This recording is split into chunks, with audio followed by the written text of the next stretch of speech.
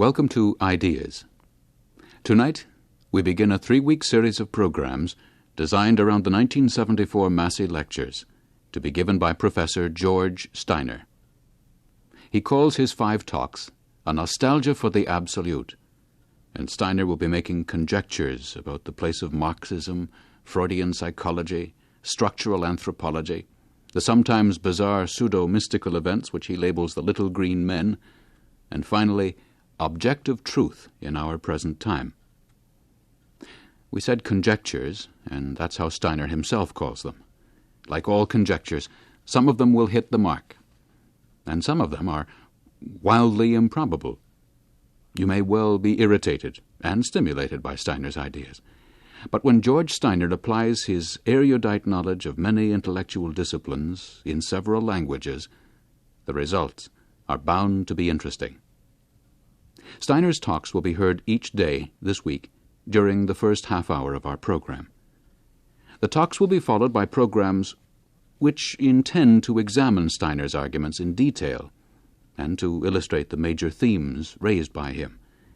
The programs in the following 2 weeks develop the criticisms of the ideas and thinkers studied by Steiner. We call this series, after Steiner, A Nostalgia for the Absolute.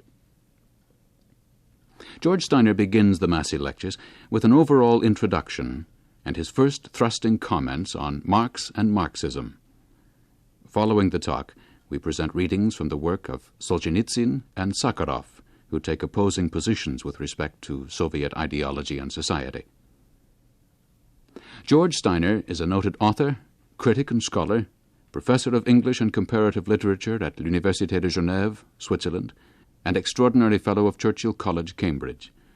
He is also the chief literary critic of the New Yorker magazine and author of Tolstoy or Dostoevsky, The Death of Tragedy, Anno Domini, Language and Silence, In Bluebeard's Castle, Extraterritorial, Fields of Force, and the forthcoming After Babel. The first talk is called The Secular Messiahs. George Steiner. The conjecture which I want to put forward in these Massey Lectures is a very simple one. Historians and sociologists, and after all we should sometimes believe them too, do agree that there has been a marked decline in the role played by formal religious systems, by the churches in Western society. The origins and causes of this decline can be variously dated and argued, and of course they have been. Some would locate them in the rise of scientific rationalism during the Renaissance.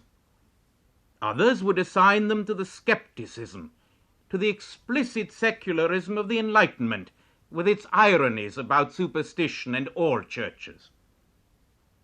Still others would maintain that it was Darwinism and modern technology during the Industrial Revolution which made systematic beliefs, systematic theology, and the ancient centrality of the churches so obsolete. But the phenomenon itself is agreed upon.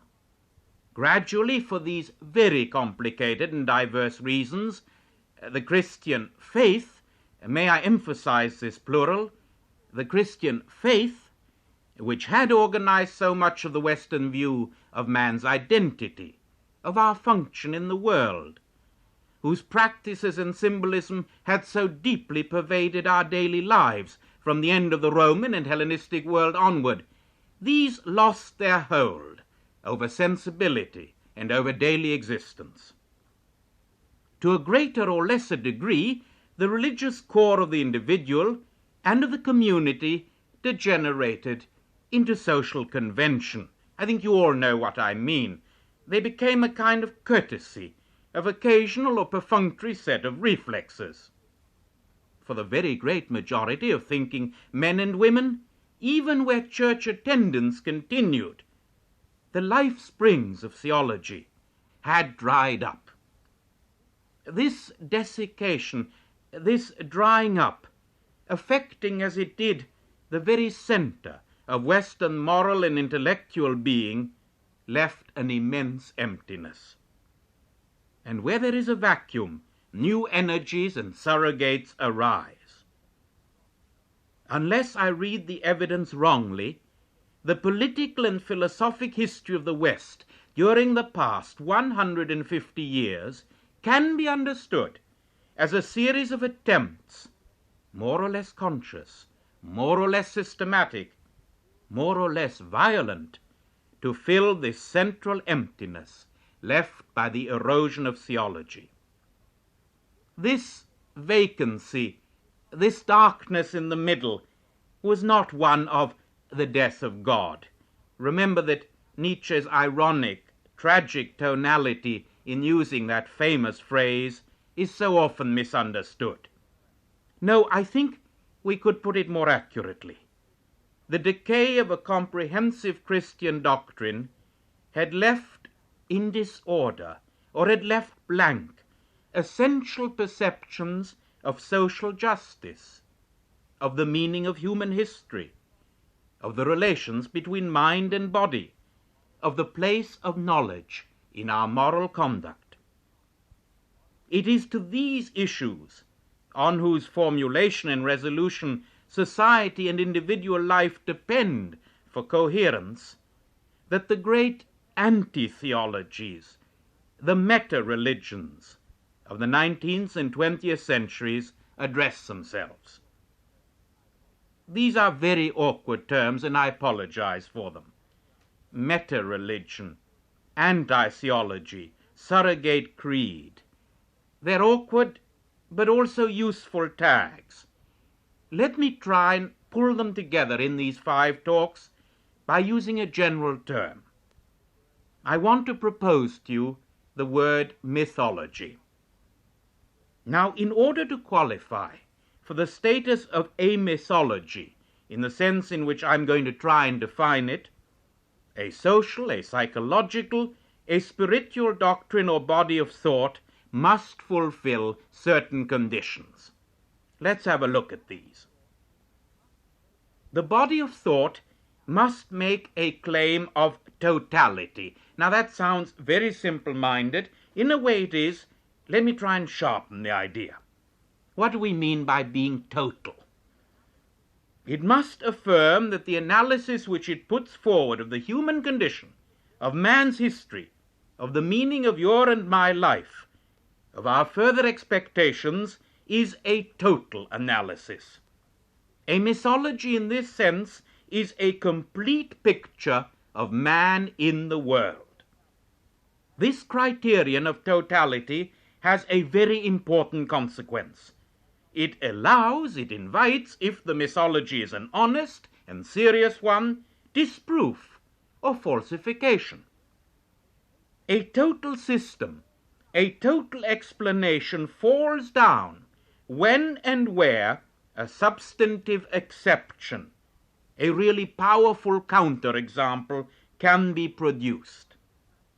It is no use trying to patch up a little corner here or adding a bit of glue or string there. The construct collapses unless it is a whole. If any of the central mysteries, sacramental mysteries of Christianity, or of the life of Christ, or of his message, were to be totally disproved, it is no use trying to do a quick repair job on one corner of the structure.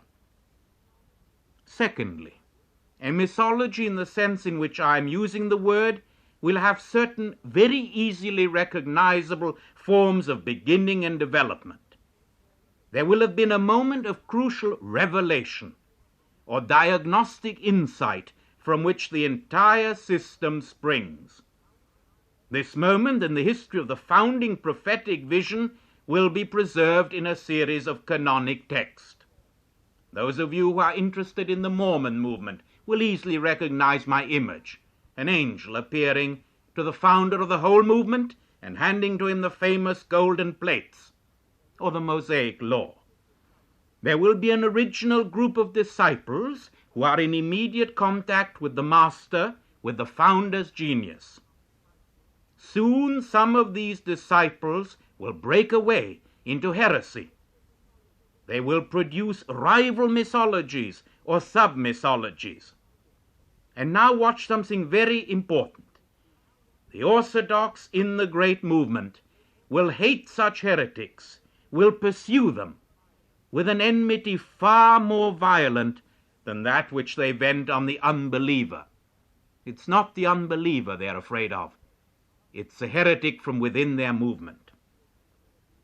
The third criterion of a true mythology is the hardest to define, and I ask you to bear with me because I hope it will emerge by force of example in these 5 talks. A true mythology will develop its own language, its own characteristic idiom, its own set of emblematic images, flags, metaphors, dramatic scenarios. It will breed its own body of myth. It pictures the world in terms of certain cardinal gestures, rituals, and symbols. As we proceed, this will, I hope, become entirely clear. Now consider these attributes.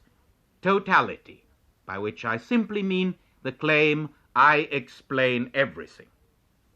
Canonic texts, delivered by the founding genius. Orthodoxy against heresy. Crucial metaphors, gestures, and symbols. Surely the point I'm making is already obvious to you. The major mythologies constructed in the West since the early 19th century are not only attempts to fill the emptiness left by the decay of Christian theology and Christian dogma. They are themselves a kind of substitute theology. They are systems of belief and of argument which may be savagely anti-religious, which may postulate a world without God, which may deny afterlife, but whose structure, whose aspirations, whose claims on the fidelity of the believer are profoundly religious in strategy and in effect. In other words, when in these talks we consider Marxism, when we look at the Freudian or Jungian diagnoses of human consciousness, when we look at the account of man offered by what is called structural anthropology, when we look at all these from the point of view of mythology, we shall see them as total, as canonically organized, as symbolic images of the meaning of man and of reality. And when we think about them, we will see in them not only negations of traditional religion, but systems which at every decisive point show the marks of a theological past. Allow me to underline this. It's really the center of what I'm trying to say, and I hope it's quite clear. Those great movements, those great gestures of imagination, which have tried to replace religion in the West, and Christianity in particular, are very much like the churches, like the theology which they want to replace. And perhaps we would say, in perfect common sense, that in any great struggle, one begins to become like one's opponent. This is only one way, of course, of thinking of the great philosophic, political, anthropological movements which now dominate so much of our personal and social climate. The convinced Marxist, the practicing psychoanalyst, the structural anthropologist will be outraged at the thought that his beliefs, that his analyses of the human situation are mythologies and allegoric constructs directly derivative from the religious world image which he has sought to replace. He'll be furious at that idea. And that rage has its justification. I've neither the wish nor certainly the competence to offer technical observations, for example, on the Marxist theory of surplus value, on the Freudian account of the libido or the id, on the very, very intricate logistics of kinship and linguistic structure in Lévi-Strauss's anthropology. All I hope to do is to draw your attention to certain very powerful, recurrent features and gestures in all these scientific theories. And I'm putting, I hope with my voice, a single quote around scientific. And I want to suggest to you that these features directly reflect the conditions left by the decline of religion and by a deep-seated nostalgia for the absolute. That nostalgia, so profound, I think, in most of us, was directly provoked by the decline in Western man and society of the ancient, magnificent architecture of religious certitude. Like never before, today, at this point in the 20th century, we hunger for myth, for total explanation. We are starving for guaranteed prophecy. The mythological scenario in Marxism, which I'm beginning with in this first talk, is not only very dramatic, but it is also representative of that great current of thought and feeling in Europe which we call Romanticism. Like other constructs of social utopia, of secular messianic salvation, which follow on the French Revolution, Marxism can be expressed in terms of historical epic. It tells of the progress of man from enslavement to the future realm of perfect justice.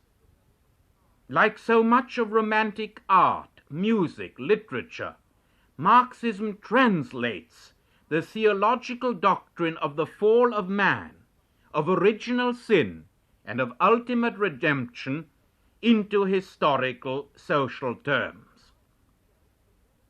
Marx himself suggests an identification of his own role with that of Prometheus, and I think that's fascinating, and it's fun too. Isn't it interesting, and in a way terribly expected, that when Marx was a young man, the last thing he was planning to do was write a major critique of political economy? Not at all. He was working on an epic poem about Prometheus. And you can guess how the scenario works. Bearing the destructive but also cleansing fire of truth, the materialist dialectical understanding of the economic and social force of history, Prometheus Marx will lead enslaved humanity to the new dawn of freedom. Man was once innocent. He was free of exploitation. Through what dark error, through what somber felony did he fall from this state of grace? Now, this is the first of our theoretic problems, and it is one of extreme difficulty, because in each of the great mythologies or substitute religions which we are looking at together, the nature of the original sin remains obscure or very problematic. How did slavery arise? What are the origins of the class system? Marx's answer remains peculiarly obscure. Perhaps I can explain why. Like almost every post-romantic, particularly German, he was obsessed with the magnificence of ancient Greece. He regarded the ancient Greek culture as the crown of man, artistically, philosophically, poetically, even in some ways politically. Oh, he knew full well about slavery and about the primitive development of Greek economy. So how could he reconcile his belief in the economic conditions of human well-being with what he knew of ancient Greek history? The answer is he was too honest to lie about it, and he never reconciled them.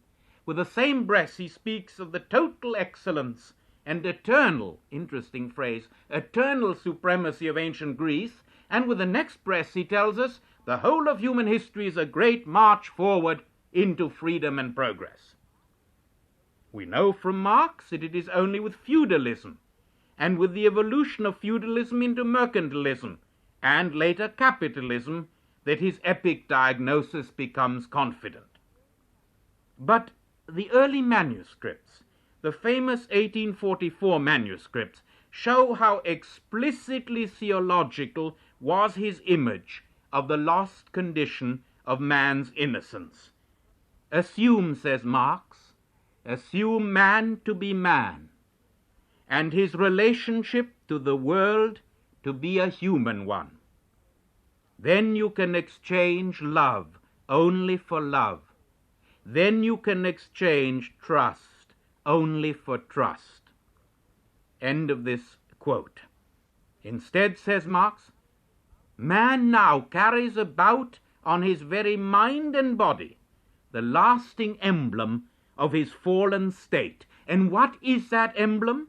It is the fact that man is exchanging money instead of love for love and trust for trust. I quote again, money is the alienated ability, or perhaps I should translate genius or capacity of mankind. Money is the alienated mankindedness, really, of man. A dreadful condemnation when we think of the earlier vision.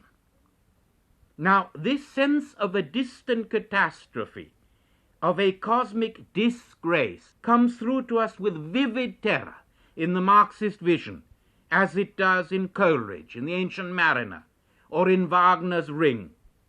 Press more closely for definition, for historical location.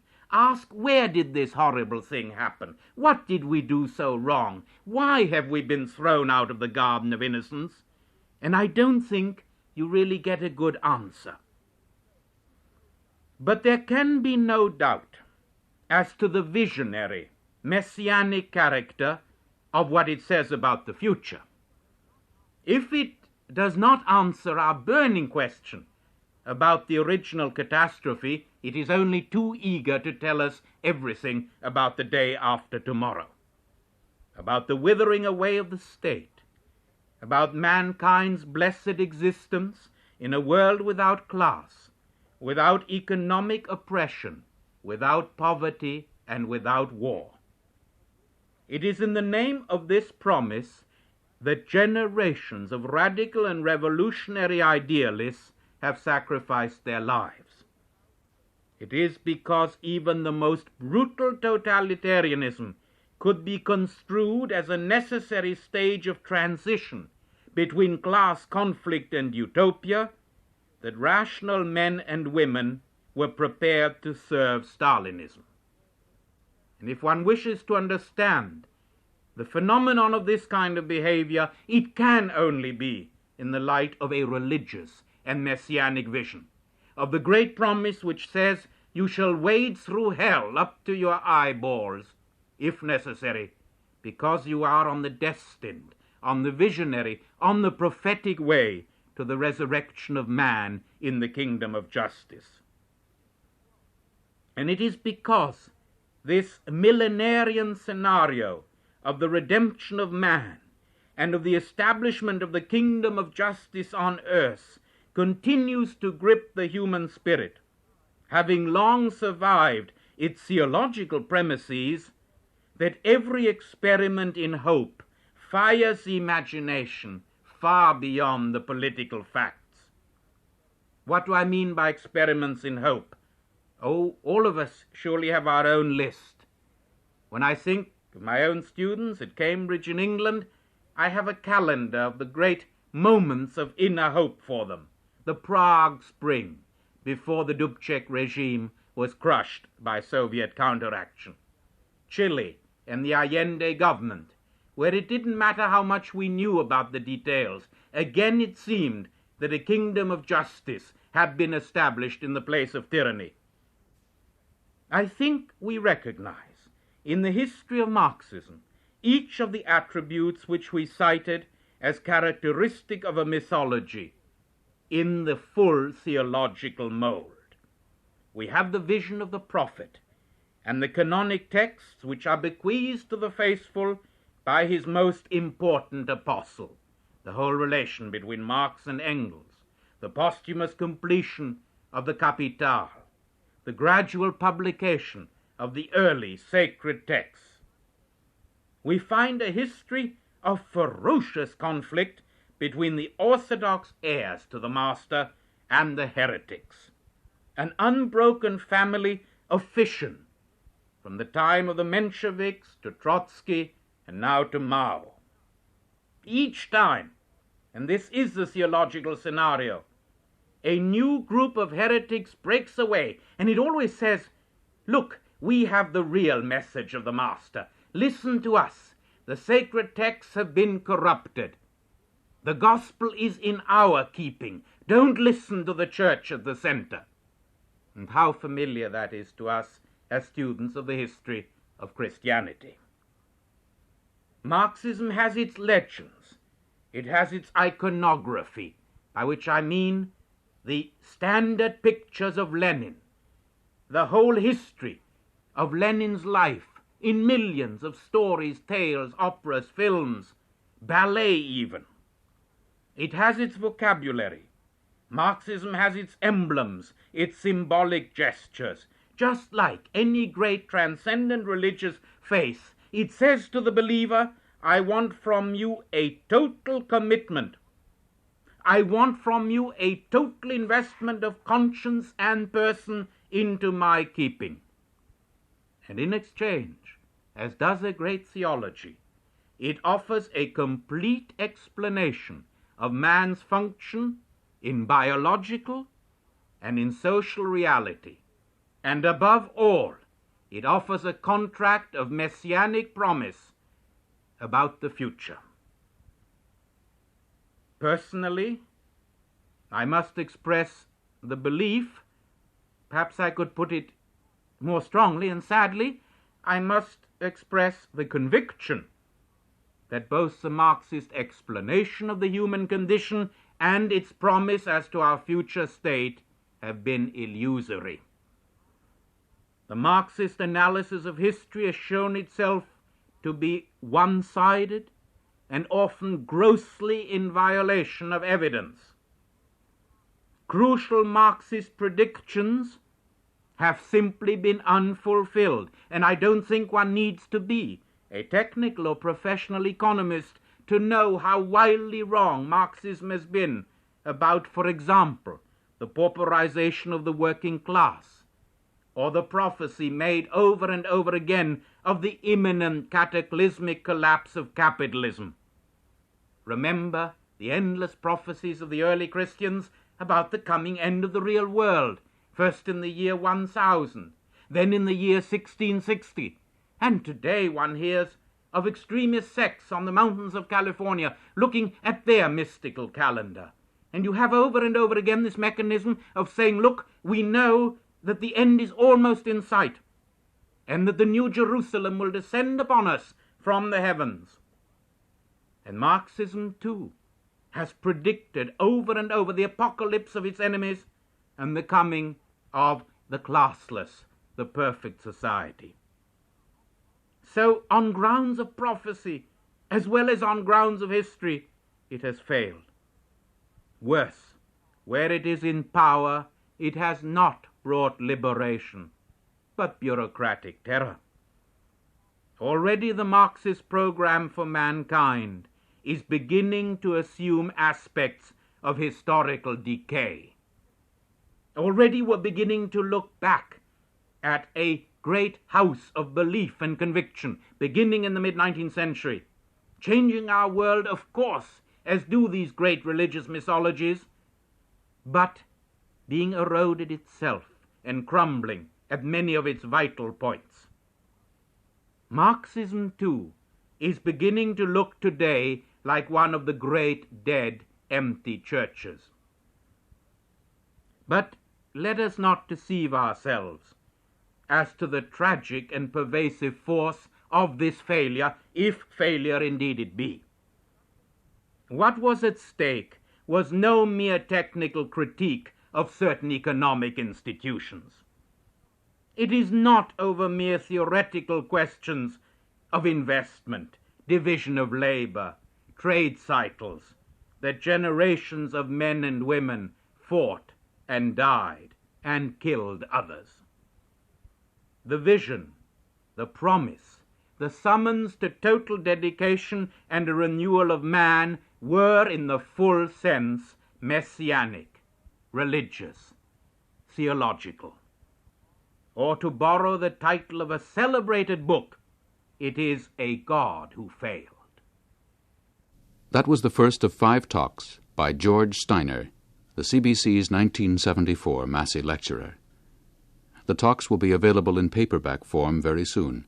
To reserve a copy, write to CBC Learning Systems, Toronto, Ontario, M5W1E6. CBC Learning Systems, Toronto, Ontario, M5W1E6.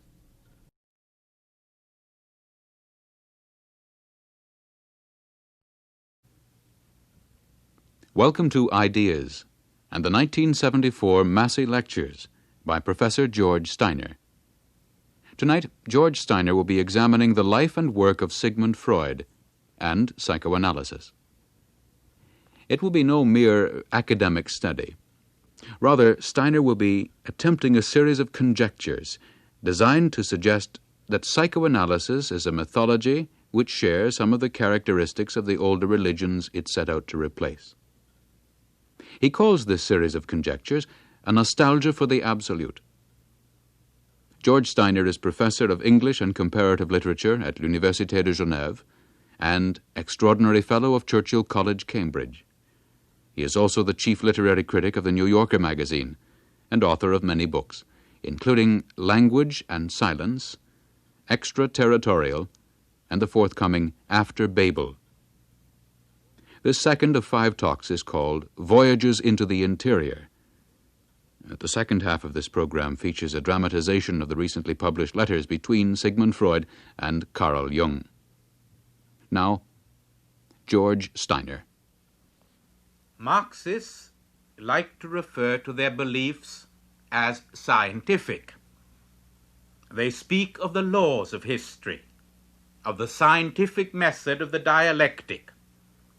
I suggested to you in my first talk that such claims can themselves be a part of a mythology, that they do not reflect a scientific status in any genuine sense, but rather the endeavor to inherit the defunct authority, the dogmatic certitudes of Christian theology. The great British philosopher and skeptic Sir Karl Popper, so much of whose work bears on the problem of how we tell the difference between a real science and other kinds of mental activity, Sir Karl Popper designates Marxism as one of the 2 great modern examples of what he calls a pseudoscience. The other pseudoscience, he tells us cheerfully, is the whole Freudian school of psychoanalysis. Here also, argues Popper, we have the professional trappings and idiom of an exact science without any of the true substance. At no stage do Freudian accounts of the structure of human consciousness or of the effects of this structure on your and my behavior allow the kind of experimental counter-evidence which would prove them false. In the Popperian view, the absence of such a disqualification means that Freudian psychology has no status among proper scientific models. Now, we need not, I think, accept the whole of this extremely witty and sharp and acid scheme of Sir Karl's about demarcation between a science and other less respectable forms of human thought. After all, a good deal of science does in fact proceed without postulating adequate tests for self-refutation. But he has put his finger on a very real problem with respect to the nature of psychoanalysis. Far more acutely than most of his disciples, Freud was determined to give to psychoanalysis a biological foundation. His writings, his personal career, the conventions which he attempted to formulate for his followers testify to an intense fear of becoming separated from the natural sciences.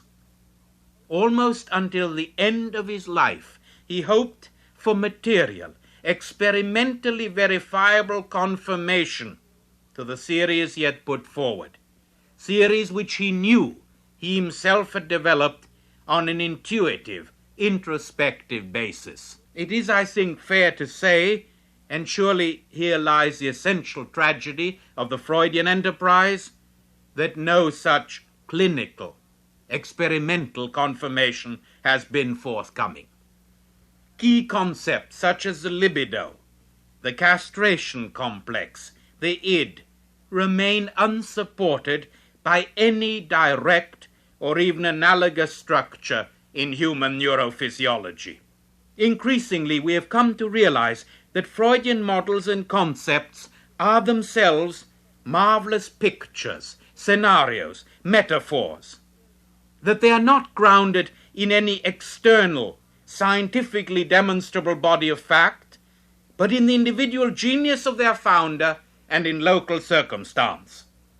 I put forward with hesitation, but I hope some seriousness, the suggestion that the famous division of human consciousness into three, id, ego, superego, has in it more than a hint of the cellar, living quarters, and attic anatomy of a middle-class home in Vienna at the turn of the century.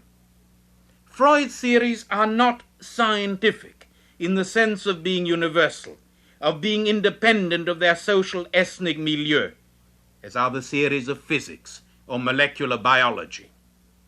They are inspired readings of and projections from the very special economic, familial, sexual conditions of bourgeois existence in Central and Western Europe between, let us say, the 1880s and the 1920s. To a degree which such famous criticisms as those of the anthropologist Malinowski soon revealed, the whole Freudian pattern of instinctual drive and repression does not apply to matriarchal societies or to kinship systems very remote from the European norm. The evidential body for psychoanalysis is not a body of material or organic phenomena in the sense, for example, known to a neurochemist. It is an assemblage of linguistic and behavioral habits in a given time and place. Now, this is not to denigrate the seminal power of Freud's insights. It is a mere commonplace that these insights have exercised a formidable feedback on the whole of Western culture. Our sense of self, of our personal relations, I would almost dare say, of the way we move inside our skin, all these have been permeated by Freudian styles. But this great enrichment of the image we have of our experience, this ability to generate objective data, because psychoanalysis almost invents its necessary patience, these do not necessarily point to a scientific status. They suggest the kind of metaphoric totality of diagnosis, the kind of symbolic scenario which we tried to look at in the case of Marxism. Resolutely anti-religious as are Freud's teachings, they too, I think, constitute a form of post-theology, of surrogate or substitute theology, and theirs also is a mythological structure. Psychoanalysis has a threefold involvement with myth, and let me try and keep these three functions as clearly distinct as I'm able to. First, from the very outset, Freud made use of myth and of the poetic, fictional material in literature to provide crucial evidence for his theories. We will look at an example in a moment. Secondly, consciously or subconsciously, but remember, Freud himself has told us to keep that difference fluid, consciously or subconsciously, Freud came to associate his own life work and the difficult history of the psychoanalytic movement with a mythical model. This too we will consider. Finally, in his late writings, Freud developed a profoundly moving mythology of human creation and human extinction, through which to make understandable, to dramatize the conclusions which he had arrived at concerning the nature of man. These three functions or uses of the mythical do overlap, and they act on each other, but I think it's useful to keep them apart. Let me illustrate the first from a cardinal example, indeed an example which is fundamental to the whole of Freud's model. During the late months of 1896 and in the first half of 1897, Freud accumulated material gleaned from the fantasies, daydreams, obsession patterns of his patients. Over and over again, this material seemed to point towards the fact that a little girl had been seduced by her father. At first, Freud was perfectly inclined to believe that this had happened. Then he began to worry, too many little girls being seduced by too many fathers, which even in degenerate Vienna of that moment didn't make sense. So he begins looking for a different explanation. In a letter to his friend, to a fellow physician, Fliess, of September 21st, 1897, we begin to see the dim of morning. He suddenly says, this could leave open the possible explanation that sexual fantasy regularly makes use of the theme of the parents. Later in the same letter, Freud says casually, you ask how I'm feeling. Well, I vary Hamlet's remark about ripeness. I answer to you, dear Fliess, cheerfulness is all. We stop at once. We notice a double misquotation. Of course, we notice this because Freud has told us to notice it. He's trying to quote Lear, but Hamlet is working in his searching tense consciousness. The problem of the Shakespearean play is acting as a catalyst. It's lashing around in his mind. On the 15th of October comes the Copernican hour in the history of the whole psychoanalytic movement. And I quote, being entirely honest with oneself is a good exercise. One idea of general value has occurred to me. I found love of the mother, jealousy of the father in my own case too, and now believe it to be a general phenomenon of all early childhood. If that is the case, the power of Oedipus Rex of Sophocles, in spite of all the objections to the inexorable fate in the play, becomes perfectly intelligible. Every member of the audience becomes Oedipus in his fantasy, and this dream fulfillment played out in reality causes everyone to recoil in horror when the full measure of repression which separates his infantile traits from his present state is revealed. Now another idea passes through my head. Isn't this the root of Hamlet? I'm not thinking of Shakespeare's conscious intentions, but I'm supposing rather that he was impelled to write it by a real event, because his own unconscious understood that of his hero.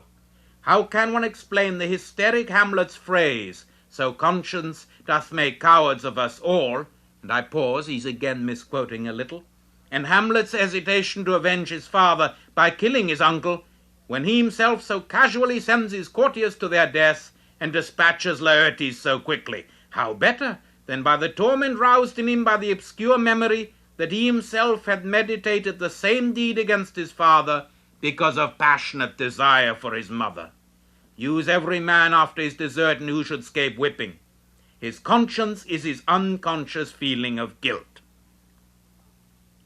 Now the point I want to underline, and it can be made throughout Freud's mature work, is that the ancient myth, the fiction, the novel, the poem, the play, the scenario proposed by the novelist or dramatist are not adduced as a more or less contingent parallel. No, they are cited not only in illustration. At the core of Freud's theoretic model, they provide the indispensable validation. Where one might expect a supporting body of clinical, statistical evidence, the recital of a large number of cases, Freud offers the proof, I put the word in single quotes, of myth and of literature. This happens again and again. The second aspect is much more difficult to handle, and I'm sharply aware of the very provisional quality of what I want to suggest to you. Remember how we saw that Marx identified his mission, his dramatic function in human history, with that of Prometheus, the bringer of light, the bringer of the torch of rebellion and of truth to enslaved man. In the case of Sigmund Freud, there would appear to have been a great measure of self-identification with, of self-projection on, to the figure of Moses. There have been detailed studies of Freud's own somewhat enigmatic essay or monograph on the Moses of Michelangelo, that overwhelming statue which literally overcame him when he first saw it in the shadows, in the corner of that little dark church in Rome, San Pietro in Vincoli. Freud, seeing it, fainted. As his professional situation became more eminent and more controversial, as both notoriety and solitude deepened around his self-consciousness, Freud seems to have analogized between the Mosaic wanderings and the advance of the psychoanalytic movement. He too was a great leader, severe, unyielding, destined to lead mankind, or some significant portion of it at least, to a promised land of rationality, of psychic equilibrium, and scientific truth. He too was seeking to transform a small, recalcitrant band of the faithful into a great international movement. Like Moses, his battle was one which had at all times to be sustained on two fronts: against the Gentiles, the Philistines, the false sages who would entrap the science of the mind in censorship and superstition, and against the vacillations, the recalcitrance, the treason of his own followers. The latter was always, he tells us this himself, the worst of the two battles. Oh, he says he could handle the Philistines and the attackers and the censors, but the desperate betrayals from those closest to him. One after another, like Aron, like Korah and his rout, the most faithful rebelled, split away from the founder, established rival schools. Alfred Adler, Otto Rank, Wilhelm Reich, Jung, rebellion after rebellion, betrayal after betrayal, by the most gifted, by those nearest to him, by the elected sons. And yet, whatever the personal suffering, the aloneness of the leader, the movement must march forward, refusing compromise and guarding the law in its original purity. Through the desert of ridicule and active enmity to the threshold of victory. Indeed, vexed as he was in his personal end, in exile, racked with physical pain, Freud knew that psychoanalysis had become a world phenomenon, and suspected that America might be its promised land. And he was fully aware that his name had passed into the household of language. The third aspect concerns the generation of myth. In psychoanalysis, as in Marxism, there is a mystery of original sin. But unlike that of Marx, Freud's account is specific. He tells of the patricide enacted by the primal horde, of the castration and or murder of the father figure by the sons. Humanity, says Freud, bears the mark of this primal crime. From it flows the long history of adjustment between instinctual drive and social repression, between indiscriminate sexuality and the family order. And this adjustment is far less than perfect. Pondering the seemingly inherent unhappiness of the human species, meshed in a dialectic of biological and social thrusts and constraints, Freud now advances deep, deep into the mythological. The little book, Beyond the Pleasure Principle, is one of the most extraordinary documents in the history of the Western tragic imagination. It formulates, and remember, it is only very rare individuals of genius who can do so, a myth of the meaning of life as comprehensive as metaphorically authoritative as were those that came down to us from ancient collective sources. Two deities, two gods, two overwhelming forces govern and divide our being, says Freud. Love and death, eros and thanatos. The conflict between them determines the rhythms of existence, of procreation, of somatic and psychic evolution. But finally, and contrary to all intuitive, instinctual expectations, to all our hopes, it is not eros, not love, but death, thanatos, who is the stronger, who is closer to the roots of man. What the species strives for finally, says Freud, is not survival and perpetuation, but repose, perfect inertness. In Freud's visionary program, the explosion of organic life, which has led to human evolution, was a kind of tragic anomaly, almost a fatal exuberance. It has brought with it untold pain and ecological waste. But this detour of life and consciousness will sooner or later end. An internal entropy is at work, a great quietness will return to creation as life reverts to the natural condition of the inorganic. The consummation of the libido lies in death.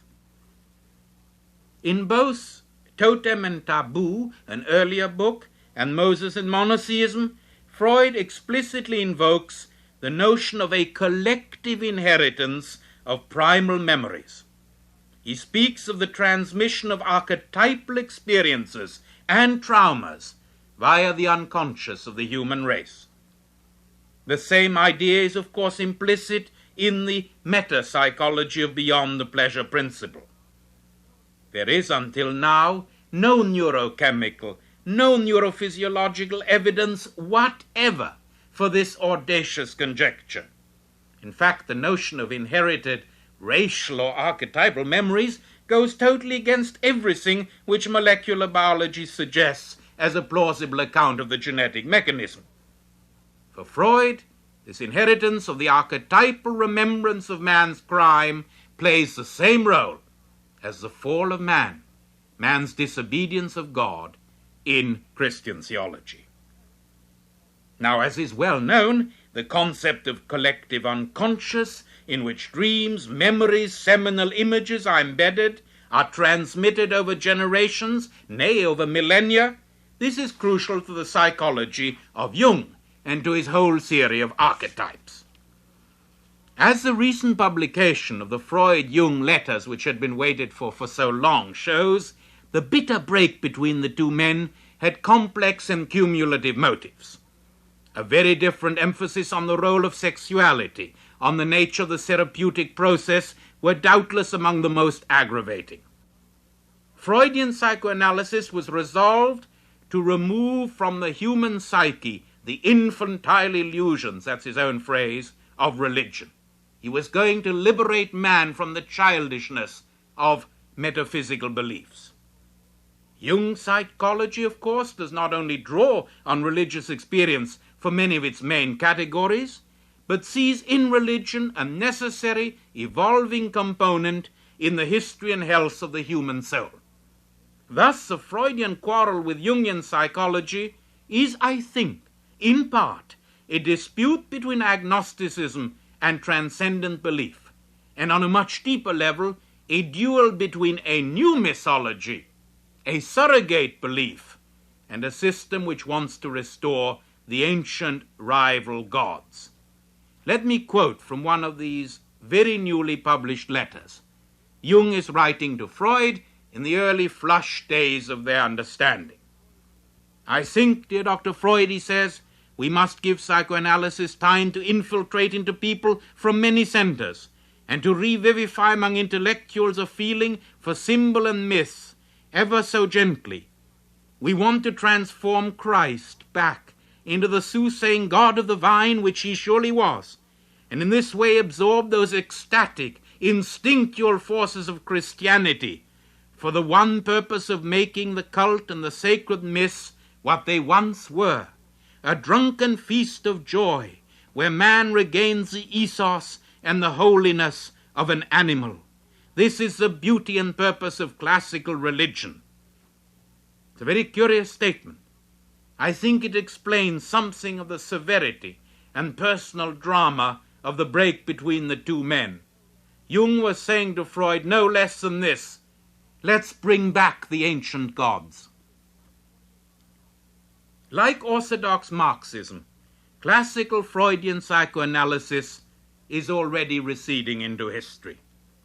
No analyst today meets patients anything like those described in Freud's own cases. Clinical support remains problematic. The movement has splintered into dozens of bitterly rival churches. The liberation initiated by Freud in regard to our awareness of sexuality, of the autonomous needs of children, in regard to psychopathology and mental illness, these have been very considerable.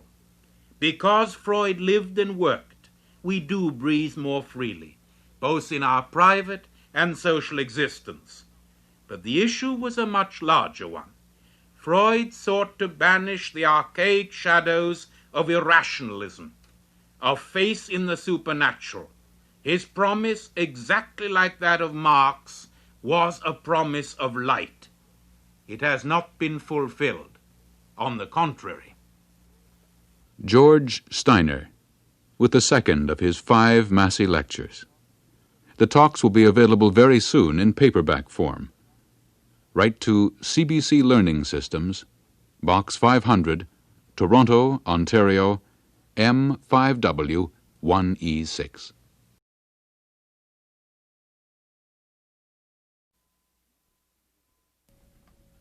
Good evening. Tonight we present the third of the 1974 Massey Lectures by Professor George Steiner. He calls this series of 5 talks a nostalgia for the Absolute. They may be heard each night at this time until Friday. George Steiner is a noted author, critic and scholar, professor of English and comparative literature at l'Université de Genève, Switzerland, and extraordinary fellow of Churchill College, Cambridge. He is also the chief literary critic of the New Yorker magazine and author of Tolstoy or Dostoevsky, The Death of Tragedy, Anno Domini, Language and Silence, In Bluebeard's Castle, Extraterritorial, Fields of Force, and the forthcoming After Babel. The third talk is called The Lost Garden. George Steiner. Early on in Triste Tropique, his famous philosophic autobiography, Claude Lévi-Strauss, the French anthropologist, tells of the decisive influence of Marx and of Freud on his own vocation and on his own methods. Lévi-Strauss tells us that he sees in Marxism and in psychoanalysis 2 modes of radical understanding and reconstitution which he compares with those used in geology. The Marxist analysis of French society, of social and class conflict, as put forward in Marx's book on the 18th Brumaire of Louis Napoleon, the Freudian case study, these are analogous penetrations below the appearance, below the surface of phenomena. Like the geologist, the Marxist social thinker and the Freudian analyst uncover the dynamic levels of stress, the sedimentation which determine the contour of the landscape. With a high degree of self-consciousness and with a confidence which is sometimes a little awesome, Monsieur Lévi-Strauss tells us that he will complete and by clear inference correct and improve upon the labors of Marx and of Freud. It is this explicit combinatorial design which underwrites the claims to totality in his use of the word anthropology. Like no anthropologist before him, with the possible exception of Rousseau, Claude Lévi-Strauss employs this word in its complete etymological sense.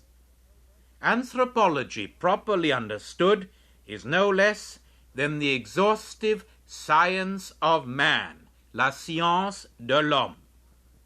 You and I are to hear in the word the complete play of values and connotations associated with the Greek root logos, which we all know is such a difficult word, ranging all the way from spirit and ordering speech to logic and perhaps to incarnate mystery in the way it is used in the fourth gospel. An anthropologist, if he's not to be a mere ethnographer or collector of exotica, is, says Lévi-Strauss, no less than a scientist of man, to whose comprehensive model of the nature of human life the Marxist investigation of social forces and the Freudian mapping of consciousness are preliminary. It is a very big claim, a majestic claim, but only if we bear it plainly in mind can we grasp the scope, the unifying impulse of M. Lévi-Strauss's great enterprise. For Claude Lévi-Strauss, myths are quite simply the instrument of man's survival as a thinking and social species. It is through myth that man makes sense of, that he experiences in coherent fashion, that he confronts the irremediably contradictory, divided, alien presence of the world. Man is enmeshed in primal contradictions between being and non-being, male and female, youth and age, light and dark, the edible and the toxic, the mobile and the inert.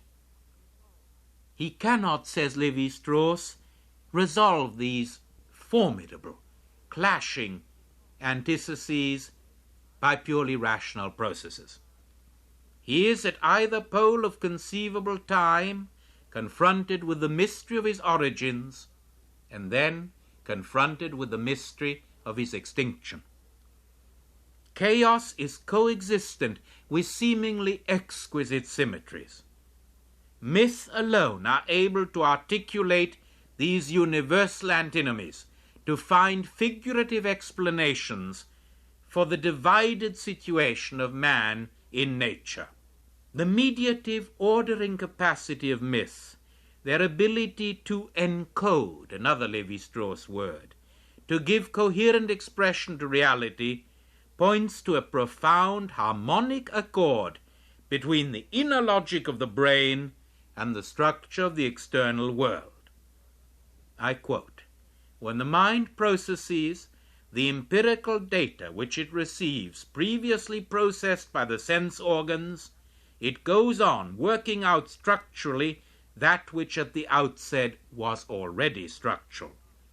And it can only do so inasmuch as the mind, the body to which the mind belongs, and the things which body and mind perceive are part and parcel of one and the same reality." End of quote.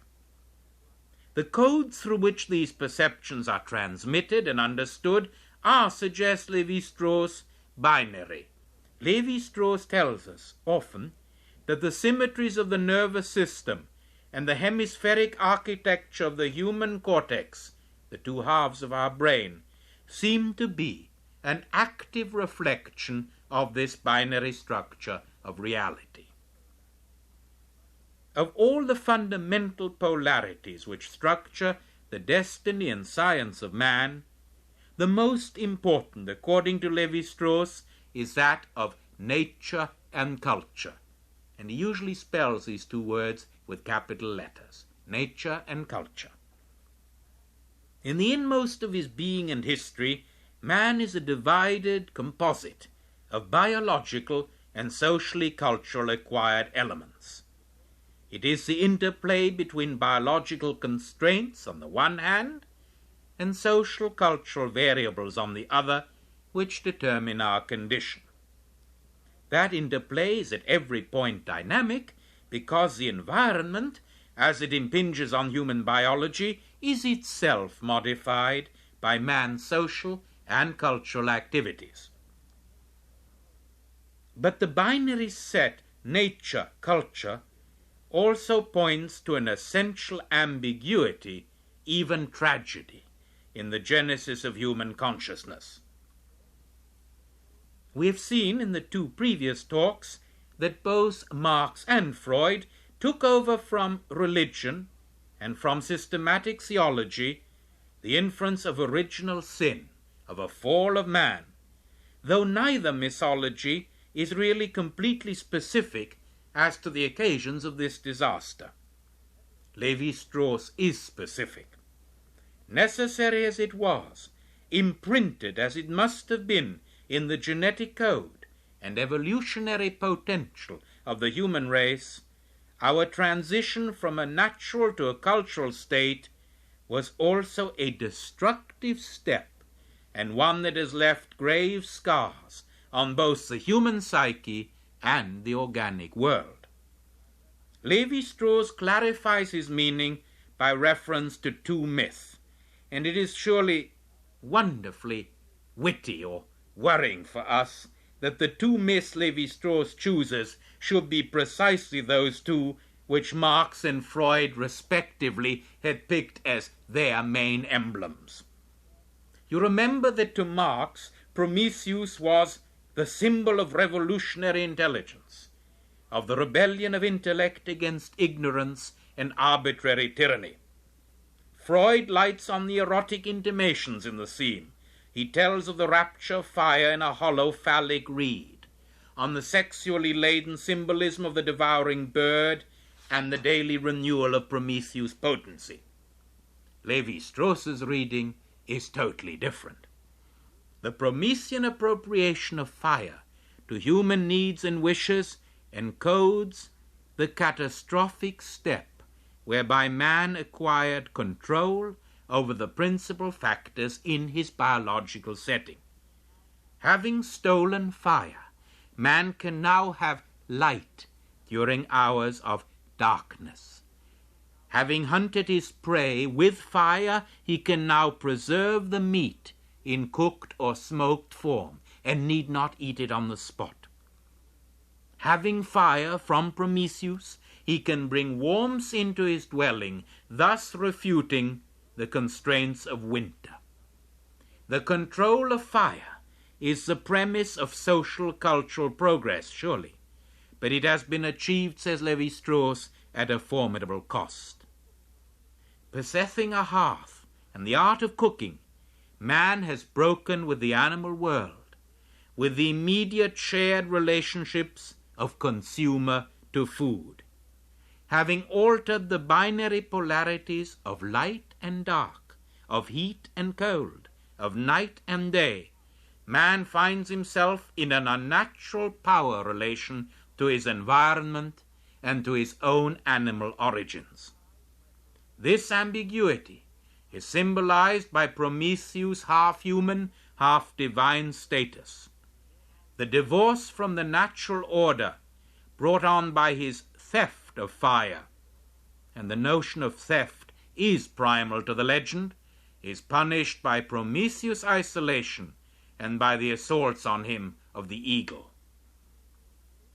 Go back to the great myths which have engaged the human imagination and whose thematic elements turn up in all languages and ethnic groups, says Lévi-Strauss, and you will find at their roots some trace of man's cultural break with the natural world, and of the deep discomfort which this break has left in our souls.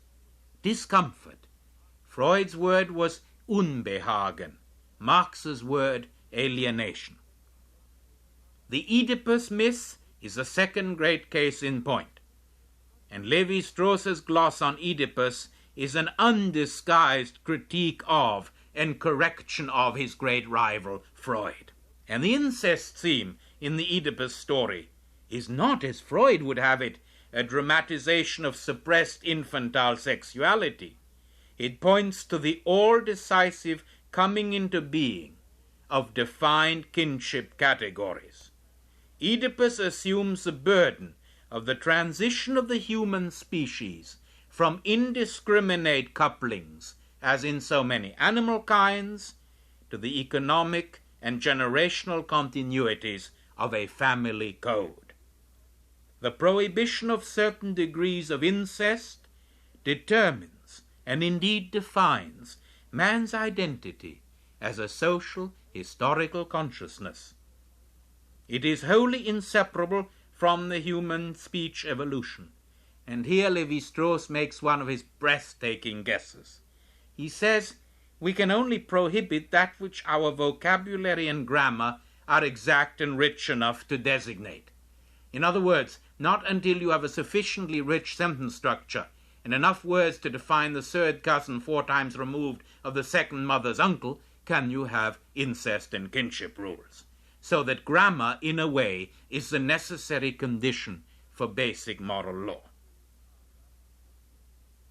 Kinship rules are thus literally the semantics of human existence. But once again, the break with nature, the advance into culture, has been one of estrangement from the environment and from the animal in ourselves. Even these abbreviated, simplified examples should indicate something of the breadth of Lévi-Strauss's anthropology, always at hyphen, and of his own mythopoetic instincts. Formally, his work elucidates the structure of meaning, the transformational rules, the relations to ritual, and to the development of written narrative of some 800 American Indian myth. It is through this elucidation that Lévi-Strauss seeks to establish the principles of correspondence which connect man's psychosomatic evolution, the structure of our brain, the nature of language, and the physical environment.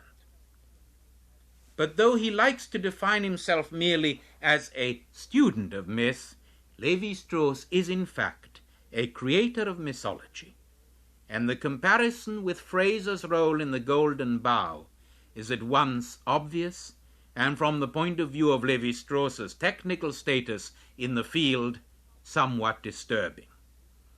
If I do not mistake his meaning, Lévi-Strauss has been voicing a prophetic vision of apocalypse as vengeful, as persuasive as any conceived since the Book of Revelation and the millenarian panics of the 10th century. And as I say this, I touch on what is, of course, a very worrying problem. The question, again, are we dealing with a scientific, systematic body of thought? Being an outsider, it would be entirely impertinent for me to do more than refer to the bitter quarrels which now divide Lévi-Strauss's conception of what an anthropologist does from that conception in the lives and professional activity of his academic colleagues. To them he is a spinner of purple fantasies. He, on the contrary, regards them as people so wretchedly unimaginative that they actually have to go and sit in very dirty tents or savannas or deserts looking at very dirty natives in order to find out what they already knew was there. And the quarrel is an increasingly satiric one on both sides. I do not think we should try and judge. From our point of view, what is fascinating is to follow the evolution of a great post-religious, pseudo-theological explanation of man in Lévi-Strauss. It goes something like this. The fall of man did not at one stroke eradicate all the vestiges of the Garden of Eden. Great spaces of primeval nature and of animal life did persist. The 18th century travelers succumbed to a kind of premeditated illusion when they thought they had found innocent races of men in the paradise of the South Seas or in the great forests of the New World. But their idealizations had a certain validity, having existed, as it were, outside history, having abided by primordial social and mental usages, possessing a profound intimacy with plant and with animal. Primitive men did embody a more natural condition. Their cultural divorce from nature had, of course, occurred hundreds of thousands of years ago, but it was less drastic than that of the white man. Or to be precise, their cultural modes, their rituals, myths, taboos, techniques of food gathering were calculated to assuage nature, to comfort her, to live with her, to make the break between nature and culture less savage, less dominant. Coming upon these shadows of the remnants of Eden, Western man set out to destroy them, whether he came to conquer or to proselytize, to exploit or to medicate. Western man brought devastation. Possessed, as it were, by some archetypal rage at his own exclusion from the Garden of Paradise, by some torturing remembrance of that disgrace, we have scoured the earth for vestiges of Eden and laid them waste wherever we have found them. We can answer, surely, yes, but we are now conscious of the ruin we have brought. We can say that the more thoughtful of Western men, and the young in particular, are trying to save the natural environment, to rescue animal species, to protect what pitiful islands of virgin earth are still to be found. Too late, answers Monsieur Lévi-Strauss. Much too late. Our very experiments in salvage, witness the Indian reservations in Amazonia, bring with them new dislocations, new erosions. Where economic political interests are at stake, be it in the whaling industry, be it in the Alaskan pipeline, or in the so-called emancipation of New Guinea, cynicism and destruction will prevail. We are, says Lévi-Strauss, clearly doomed. Anthropology, the science of man, will culminate, he says, in anthropology. In French, the pun is perfect. You can't tell the two words apart. Anthropologie, anthropologie. It will culminate in the science of entropy, the science of extinction. This hideous black pun leads to a culminating image of the earth, devoid of humanity, cleansed of the garbage of human greed and self-destruction, whirling cold and void in empty space. I would like to quote the passage in full. It comes at the end of volume 4 of Lévi-Strauss's Mythologies, and may I today quote it in French, as we are, after all, together in a Canadian context. Also, the rhythm and splendor of this passage almost defies translation. L'opposition fondamentale, génératrice de toutes les autres qui foisonnent dans les mythes, et dont ces 4 tomes ont dressé l'inventaire, est celle même qu'énonce Hamlet sous la forme d'une encore trop crédule alternative. Car entre l'être et le non-être, il n'appartient pas à l'homme de choisir. Un effacement de la scène de l'univers lui impose d'assumer les deux évidences contradictoires, dont le heurt met sa pensée en branle, et pour neutraliser leur opposition, engendre une série illimitée d'autres distinctions binaires, qui, sans jamais résoudre cette antinomie première, ne font, à des échelles de plus en plus réduites, que la reproduire et la perpétuer. Réalité de l'être que l'homme éprouve au plus profond de lui-même, comme seul capable de donner raison et sens à ses gestes quotidiens, à sa vie morale et sentimentale, à ses choix politiques, à son engagement dans le monde social et naturel, à ses entreprises pratiques, à ses conquêtes scientifiques, mais en même temps, réalité du non-être, dont l'intuition accompagne indissolublement l'autre puissance qu'il incombe à l'homme de vivre et lutter, penser et croire, garder surtout courage sans que jamais le quitte la certitude adverse qu'il n'était pas présent autrefois sur la terre et qu'il ne le sera pas toujours, et qu'avec sa disparition inéluctable de la surface d'une planète, elle aussi vouée à la mort, ses labeurs, ses peines, ses joies, ses espoirs et ses œuvres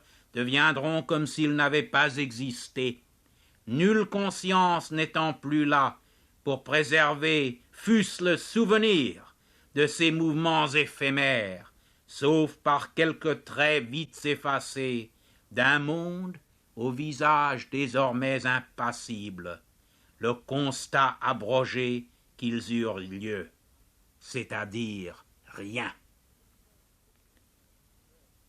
Listeners to these first three talks will have observed that there is between the three mythologies we have looked at so far what could be called a genetic link. Now, it would require extreme discriminatory finesse and a scope entirely beyond the present for me to assess, contrastively and in depth, the Judaism of Marx, of Freud, and of Lévi-Strauss. Notoriously, Marx turned on his own ethnic spiritual past. He came to produce a virulent text on the Jewish question, identifying Judaism with the vices of capitalism and calling, quite literally, for a final solution in terms of complete assimilation. The extremity of this proposal does, to be sure, suggest the depths of Marx's personal malaise in regard to his own status. Freud's attitudes were, as we have seen with reference to his treatment of the Moses theme, complex and very probably subconsciously motivated. Profoundly Jewish in his temperament, Jewish in his style of feeling and private life, he endeavored to give to the psychoanalytic movement a larger ethnic basis, a respectability in the Gentile world. In the preface to the Hebrew edition of Totem and Taboo in 1930, Freud described himself, and I quote, as completely estranged from the religion of my fathers. But he went on, and I quote again, if one ask, what is left you that is Jewish, I would have to reply a very great deal, and probably the essence, end of quote. By which he seems to have meant that ideal of intellectual pursuit and of ultimate high moral seriousness. So far as I'm aware, Lévi-Strauss has not pronounced himself on the issue. Indeed, he seems studiously to avoid it. Lévi-Strauss's very insistence on the fact that the Holocaust has no privileged status, either historically or metaphysically, that it is only part of a general structure of massacre and extinction, shows a wish to distance himself from any Jewish particularity. I've heard him speak with fury about those who seek to separate the Holocaust in the Second World War from that continuity of massacre of human peoples, animal species, and natural forms, which, in his great myth of vengeance, is the principal guilt of modern man. Bitterly he will say that of all men, the Jew should be the one most profoundly alert to, aware of, the universality of murder that surrounds him. But I have a more general, structural feature in mind. Here are three great mythologies devised to explain the history of man, the nature of man, and our future. That of Marx ends in a promise of redemption. That of Freud in a vision of homecoming to death. That of Lévi-Strauss in an apocalypse brought on by human evil and human waste. All three are rational mythologies, claiming a normative, a scientific status. All three stem from the shared metaphor of original sin.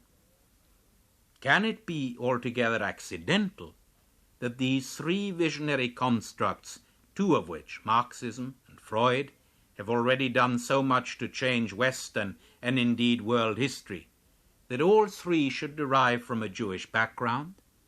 Is there not a real logic in the fact that these surrogates to a moribund Christian theology and account of history, that these attempts to replace a dying Christianity should have come from those whose own worldview Christianity had done so much to supplant? That was the third of 5 talks by George Steiner, the CBC's 1974 Massey lecturer. The fourth talk, The Little Green Men, will be heard tomorrow night at the same time.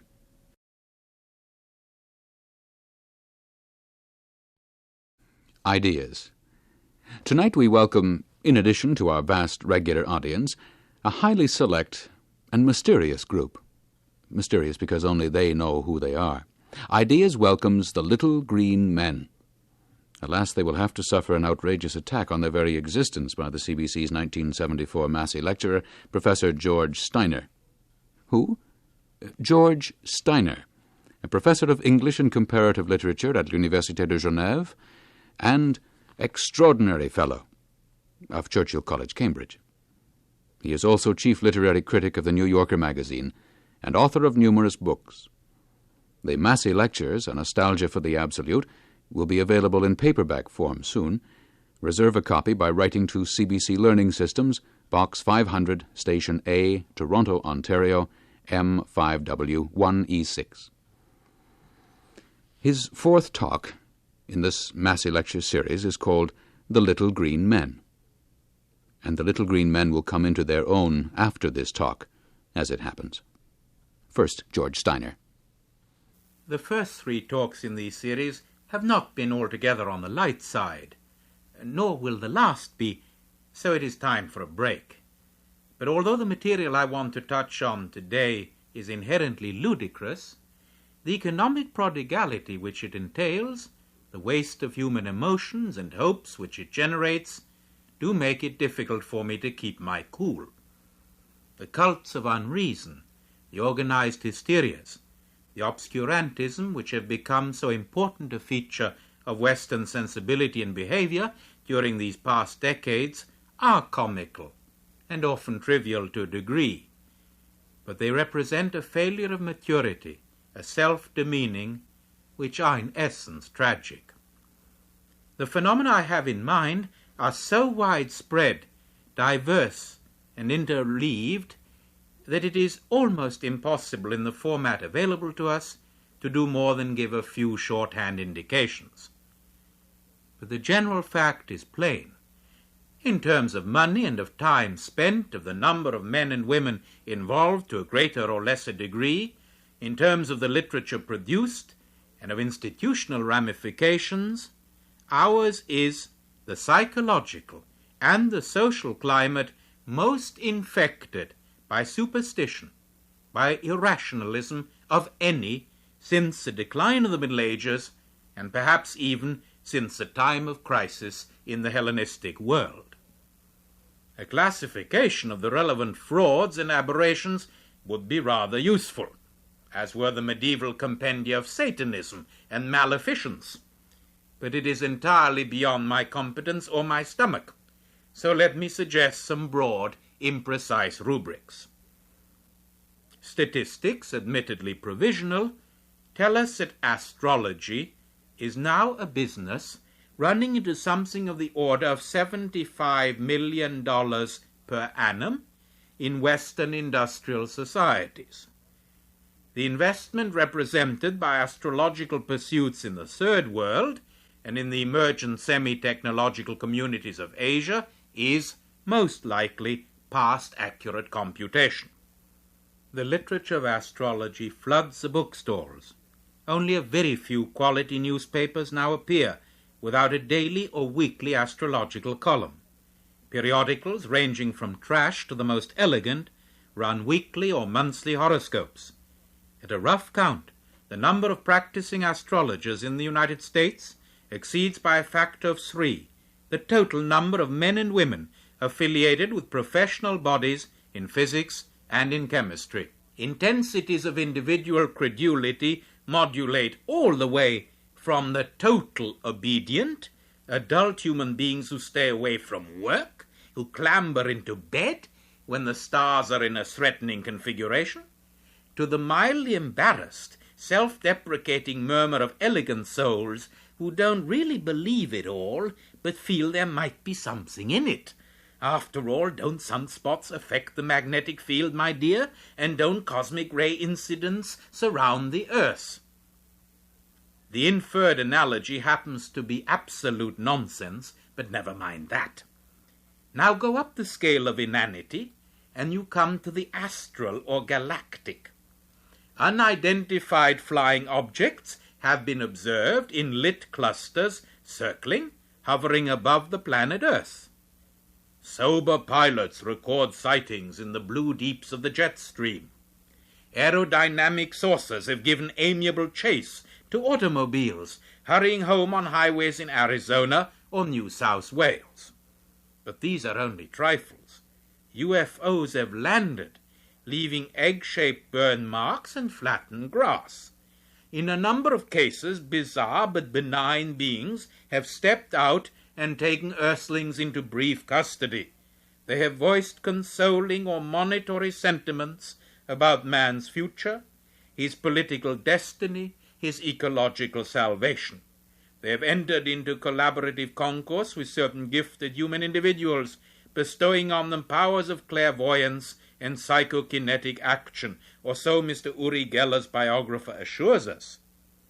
Do you doubt these current visitations? But surely you cannot question the quote-unquote overwhelming evidence of extraterrestrial callers in the past. Just look around you at the rock drawings in the Sahara or the Kalahari, with their seeming astronomical markings and mysterious silhouettes of figures with very pointed heads, at the odd criss-cross patterns and hatchings apparently incised in high Andean valleys, lineaments only fully perceptible from the air, at the skull of a Neanderthal man pierced by an allegedly spherical metallic missile, at enigmatically sighted dolmens and menhirs in otherwise trackless landscapes, at bits of putatively undecipherable writing or pictograms older than the Easter Island script or the runes of Mohenjo-Daro.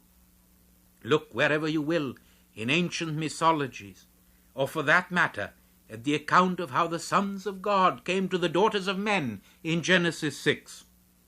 There is no religion, no ancient body of myth, no archaic legacy of belief or ritual, which does not exhibit some record, some allusion to the descent on earth of creatures more perfect than the human species.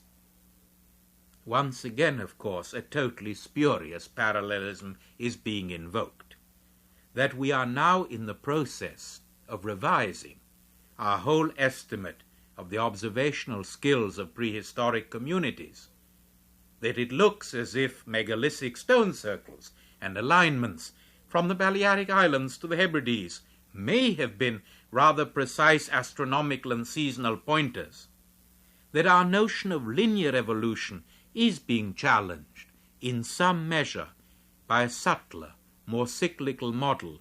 These are genuine facts, susceptible of rational investigation, susceptible of criticism and of refutation. They have nothing to do with the portentous imbecilities of the UFO craze, or with the fantasy of galactic embassies.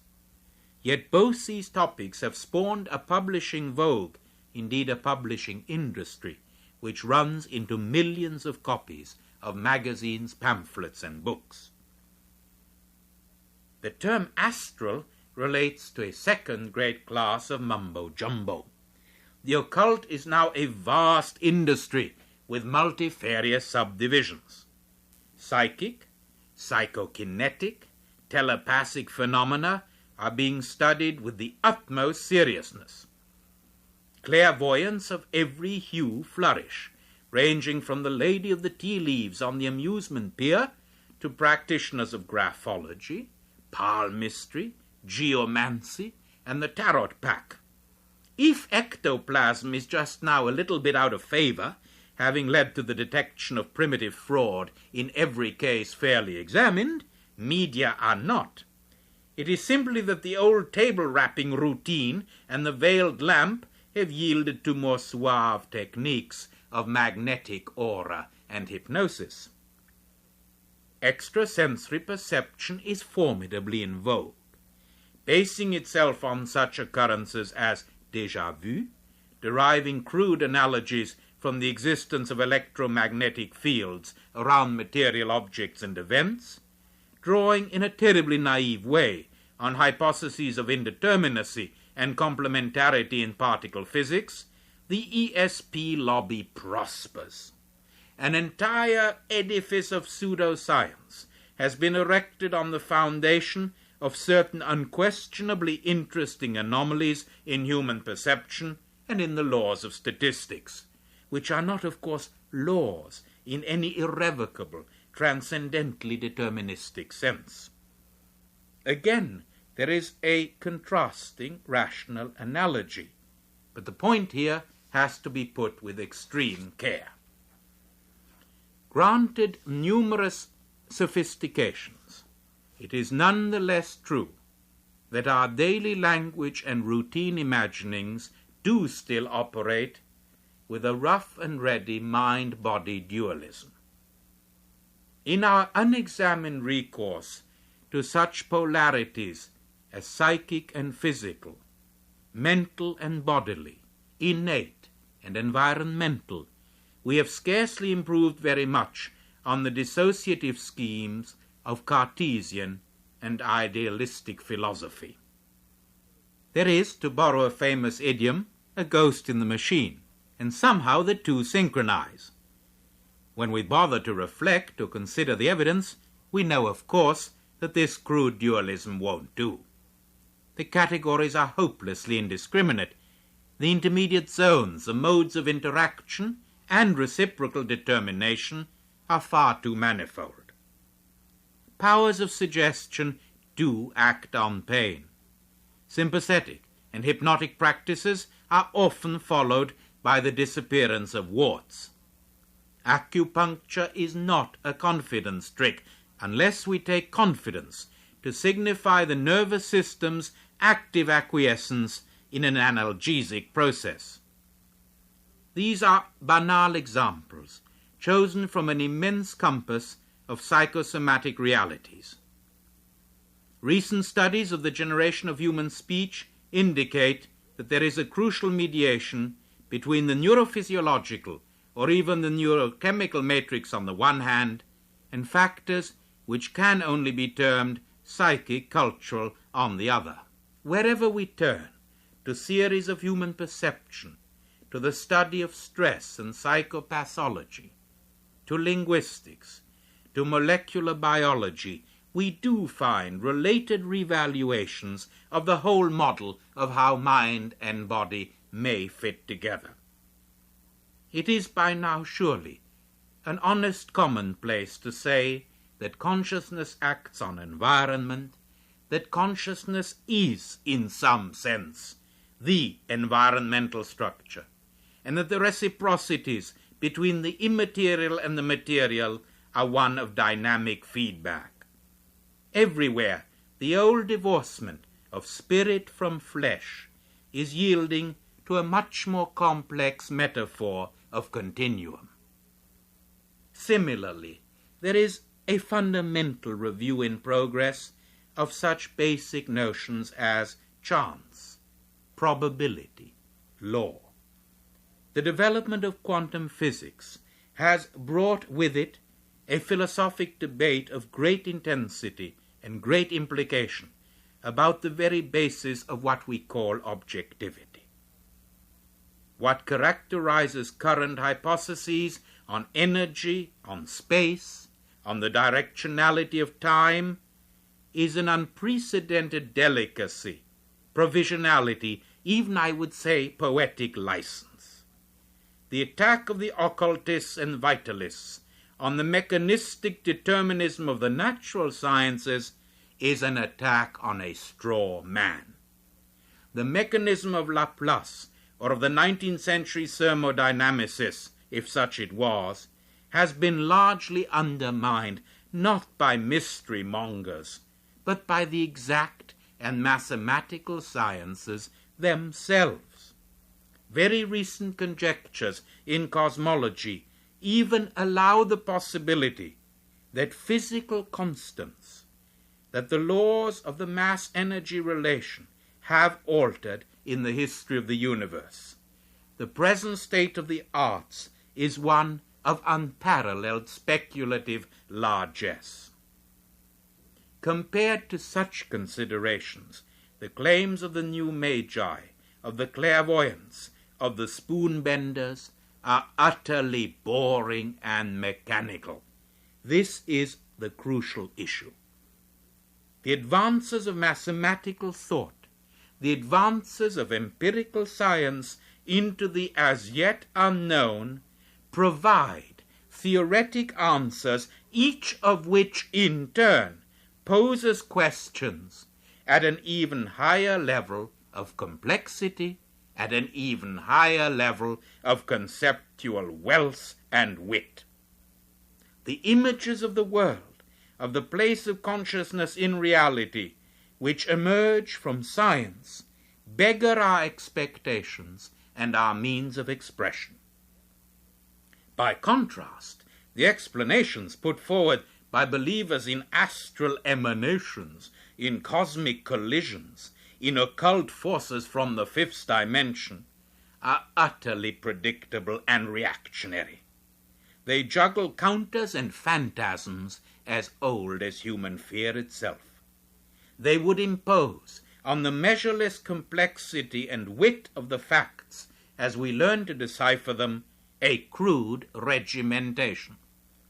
Antimatter and neutron stars are working conjectures as deep, as elegant as great music. Little green men with pointed ears, or the ventriloquist forgery of the voices of our dear departed, are simply a bore.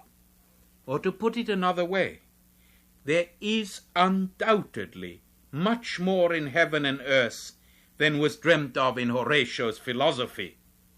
But who ever affirmed that Horatio was a great philosopher? The third of the major spheres of unreason is that which could be entitled Orientalism. It is by no means new. The recourse to wisdom from the East is habitual to Western feeling, from the time of the Greek mystery cults to Freemasonry and beyond. It registers a dramatic upswing during the 1890s.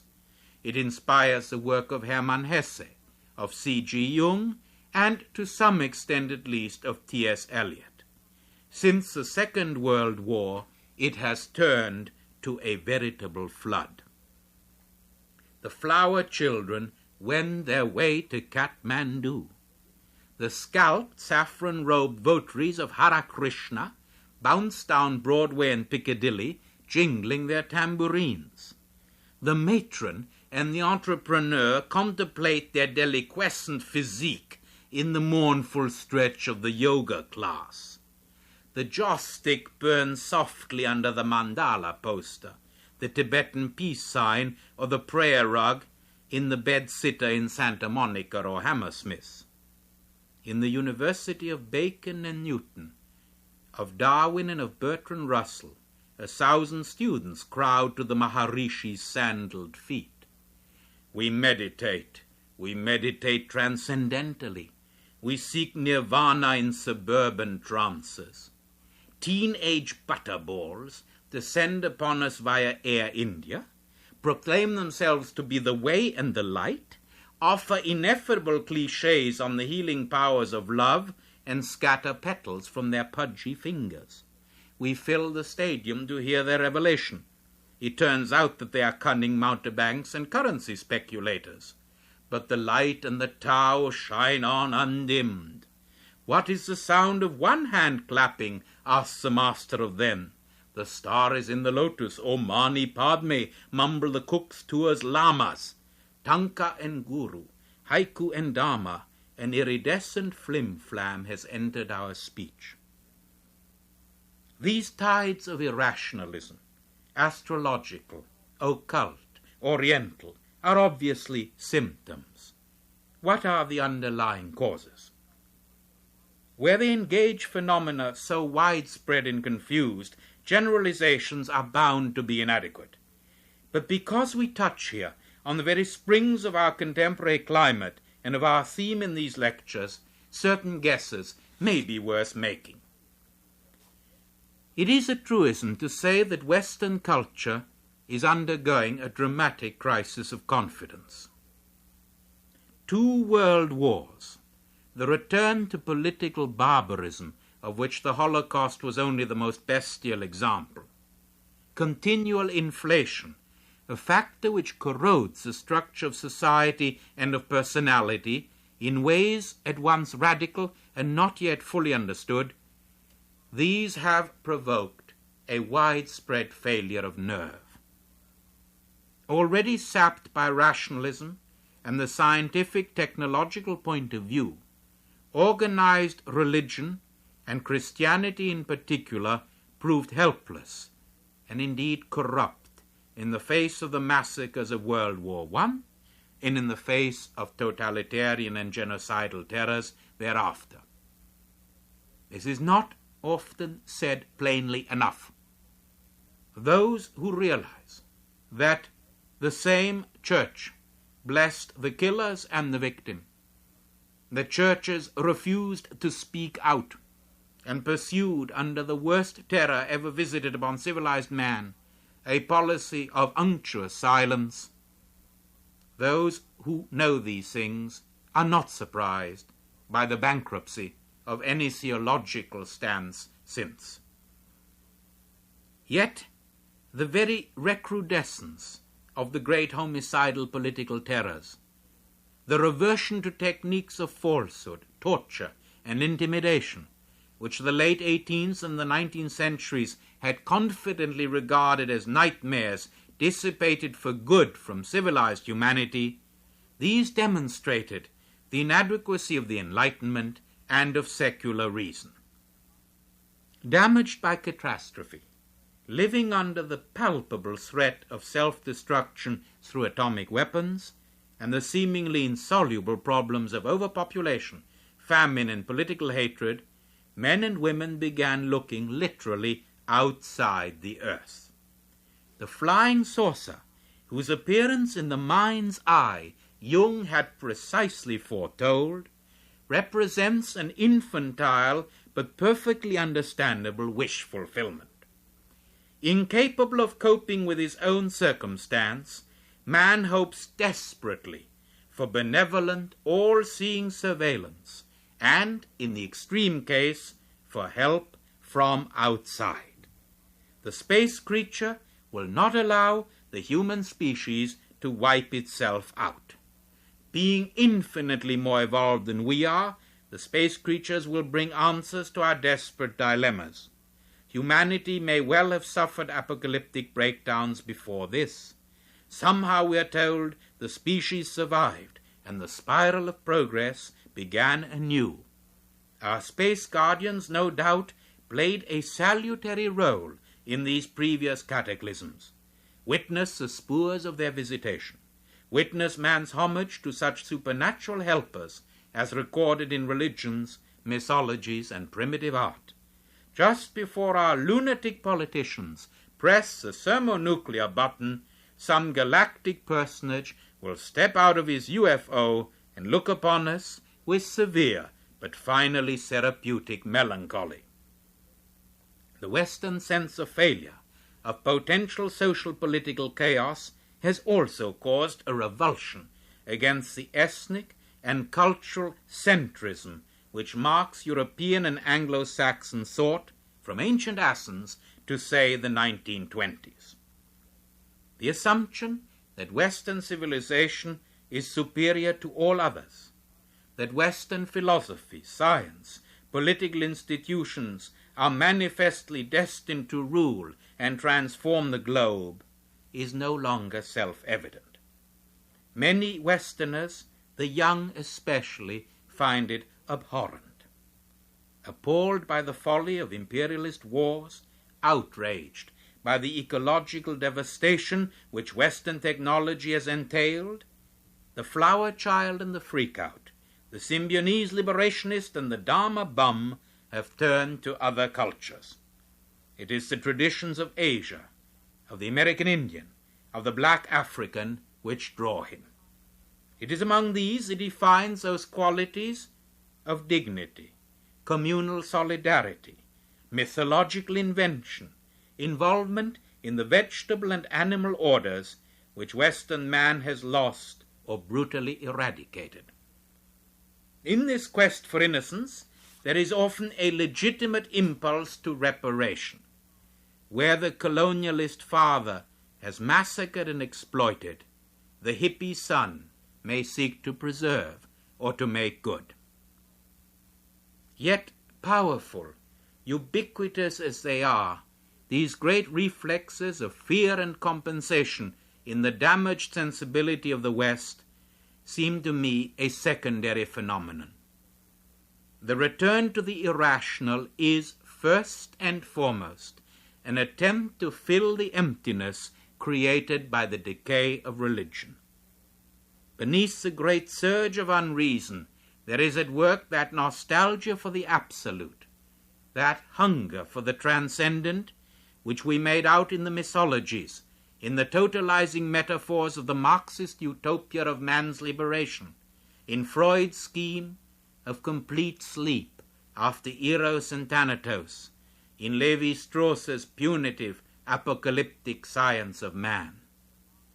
The absence of a commanding theology, of a systematic mystery, such as was incarnate in the Church, is equally graphic in the fantasies of the UFO spotter, in the hopes and panics of the occultist, in the amateur adept of Zen. That the search for alternative realities through the use of psychedelic drugs, through a dropping out from consumer society, through the manipulation of trance and ecstasy, are directly related to the hunger for the absolute is obvious, though the particular dynamics of the relationship, notably in the case of narcotics, is, I think, more complex than was at first supposed. There is an emptiness in the Western sense of self, and I ask only in passing, does it have genetic correlates? Does it reflect the actual decimation of the educated elite, particularly in France and England in the First World War? The sleep of reason crowds this emptiness with nightmares and illusions. For this, I believe, is what the post-religious or surrogate theologies and all the varieties of the irrational have proved to be illusions. The Marxist promise is cruelly bankrupt. The Freudian program of liberation has been only very partially fulfilled. The Lévi-Straussian prognostication is one of ironic chastisement. The zodiac, the spooks, and the platitudes of the guru will not still our hunger. One further alternative remains, the foundation of personal existence on the pursuit of the objective scientific truth, the way of the philosophic and of the exact sciences. But has it a future?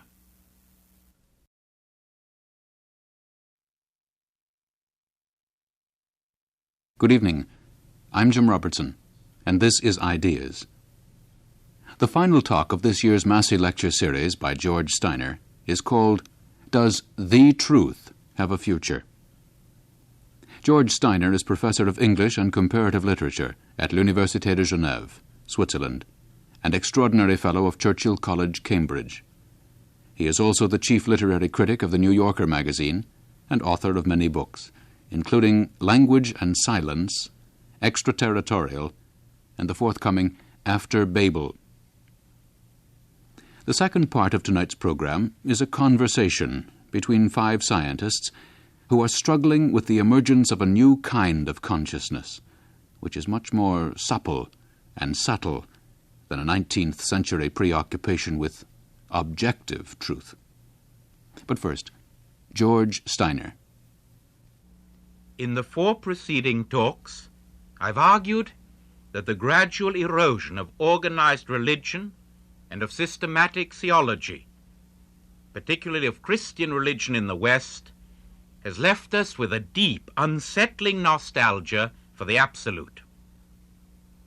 Together we have looked briefly at some of the principal attempts to satisfy this nostalgia, to fill the vacuum of personal faith, and to attempt to fill the great emptiness left by the erosion of religious practice. I've called these attempts mythologies, in order to underline their own pseudo-religious and substitute quality. But I hope that I've also stressed their rational character, the rational splendor of such great constructs of analysis and explanation as we find in Marxism, in Freudian psychology, in the anthropology of Claude Lévi-Strauss. Whatever their metaphoric and even mystical attributes, these are monuments of reason and celebrations of the ordering powers of rational thought. In my fourth talk, I said something of the irrationalities, superstitions, infantile escapism, surrender to hocus pocus, which are so striking, so disturbing a feature of the current emotional climate and lifestyle. In this argument, the great absent one, of course, has been science. It was precisely the belief that the natural sciences would fill, oh, indeed, more than fill, the emptiness left in the human spirit by the decay of religion and supernaturalism, which was one of the major forces bringing about this decay. To the philosophes of the Enlightenment, to the agnostic and pragmatic thinkers of the 19th century, the rise of the sciences, mathematical, physical, social, applied, was causally and logically inseparable from the decline of religion. As the ancient darkness of unreason and credulity receded, the light of the sciences was to shine forth. The truth, we were told, shall make ye free. But can science assuage the nostalgia, the hunger for the absolute? What today is the status of the classical concept of truth?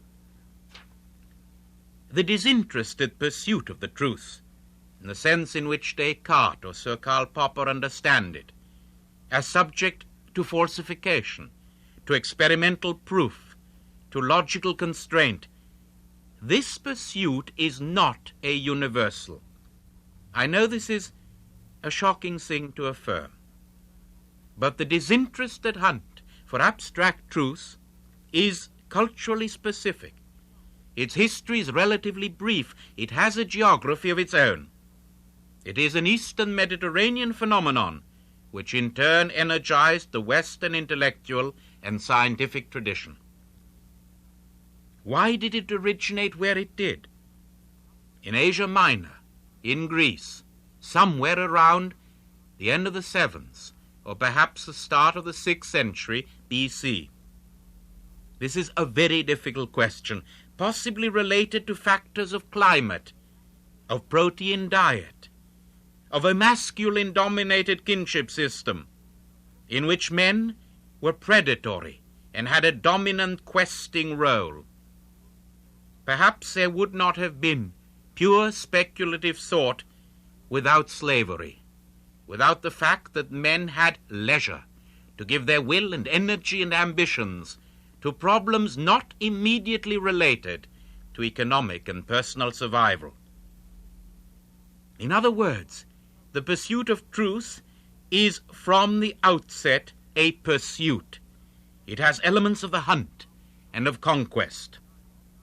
There's a marvelous moment in one of Plato's dialogues when at the end of a very difficult logical demonstration, the disciples and the crowd standing around gives a literal halloo, the cry of the hunter when he has cornered his quarry. Through the scientific technological revolution which came to dominate Western social and psychological consciousness after the 16th century, the entire conception of truth assumes both a more special rigor and an almost unexamined moral obviousness and authority. The mathematical, the logical character of propositions embodying the truth greatly increases the measure of abstraction, of neutrality, of impersonality. Men begin feeling that the truth is somewhere out there. It's an awkward phrase. It's hard to explain, but I think we all know what we mean. As if it were out of the reach of our hand and had an existence of its own. When Kant tries to explain how the human brain organizes perceptions of cause, of space, of time, what he's in fact doing is saying, look, we live in a world which Newton has explained, and we had imprinted in the human mind these marvelous, what he calls categories. We might call them searchlight beams, ways of understanding the universe so that we somehow get it right.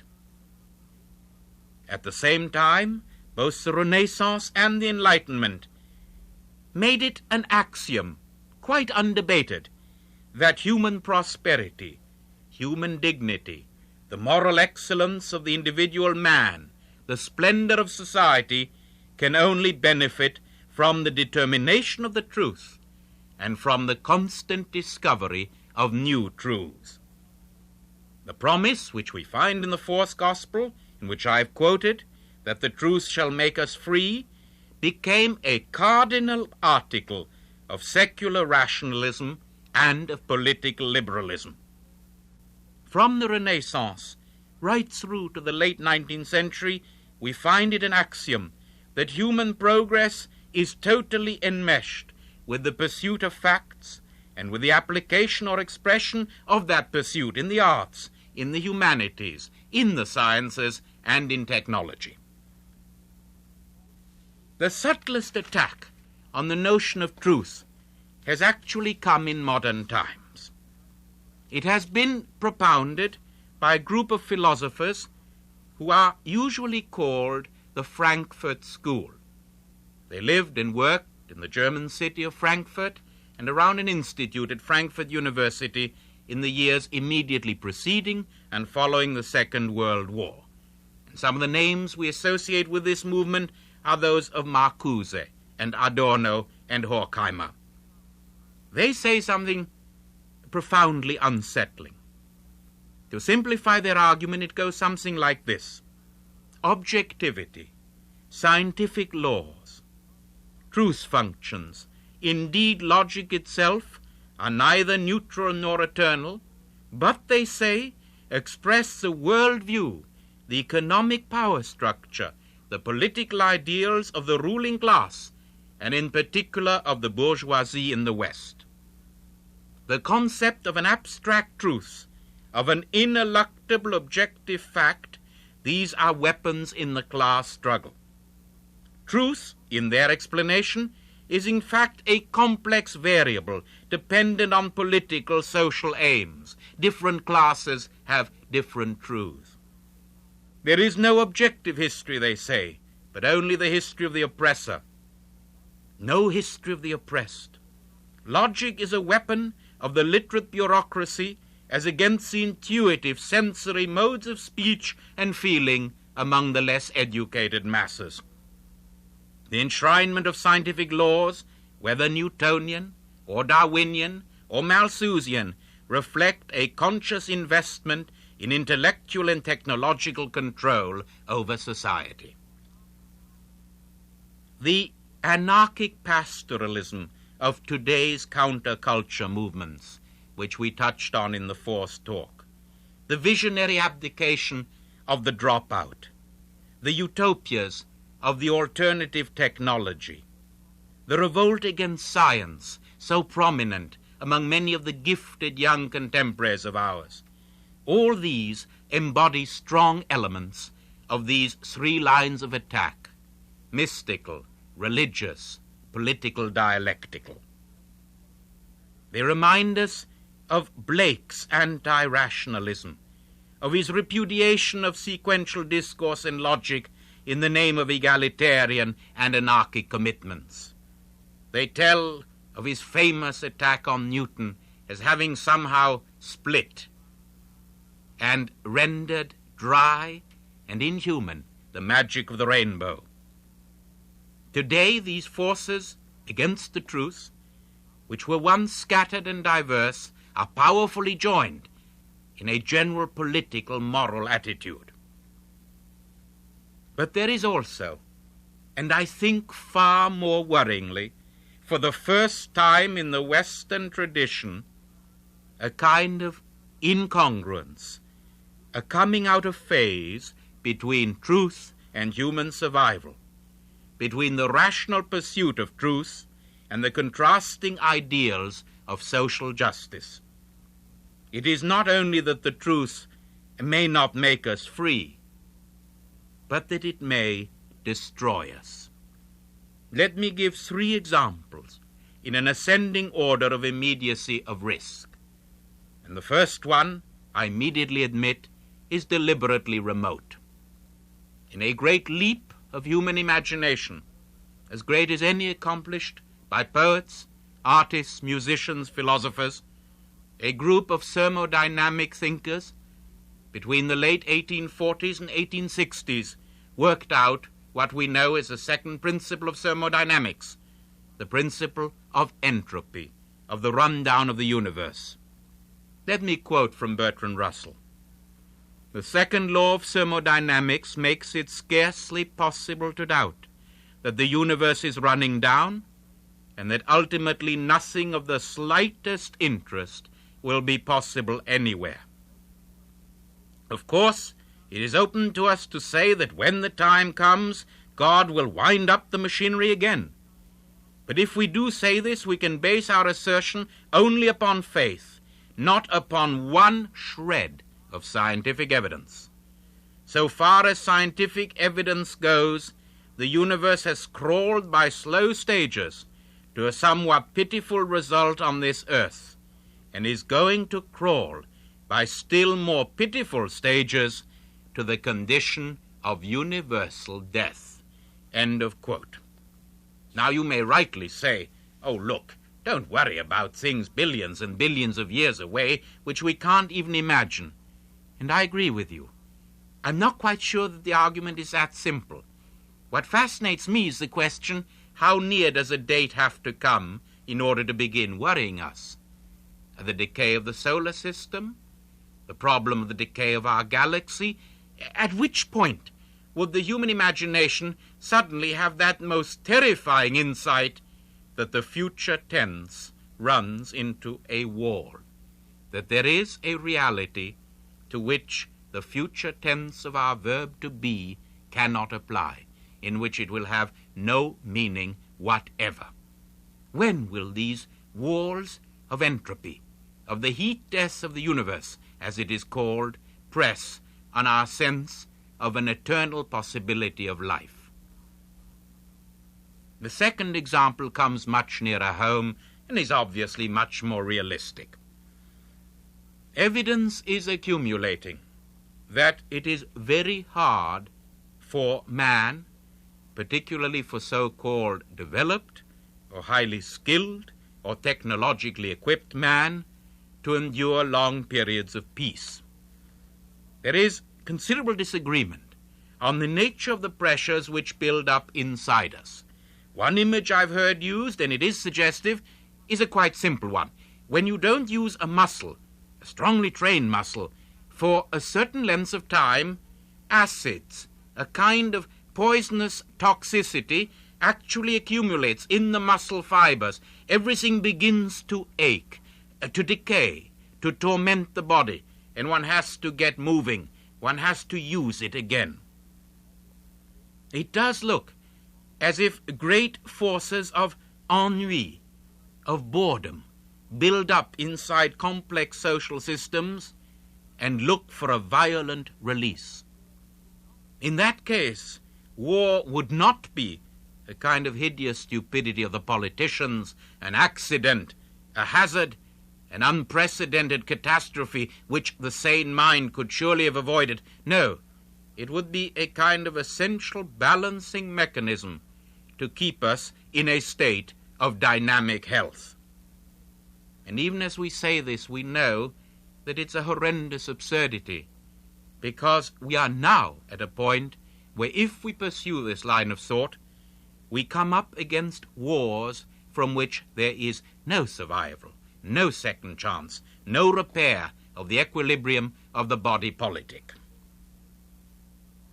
My third example of the kind of truth which is dangerous to the survival of society is yet more present, yet more immediate.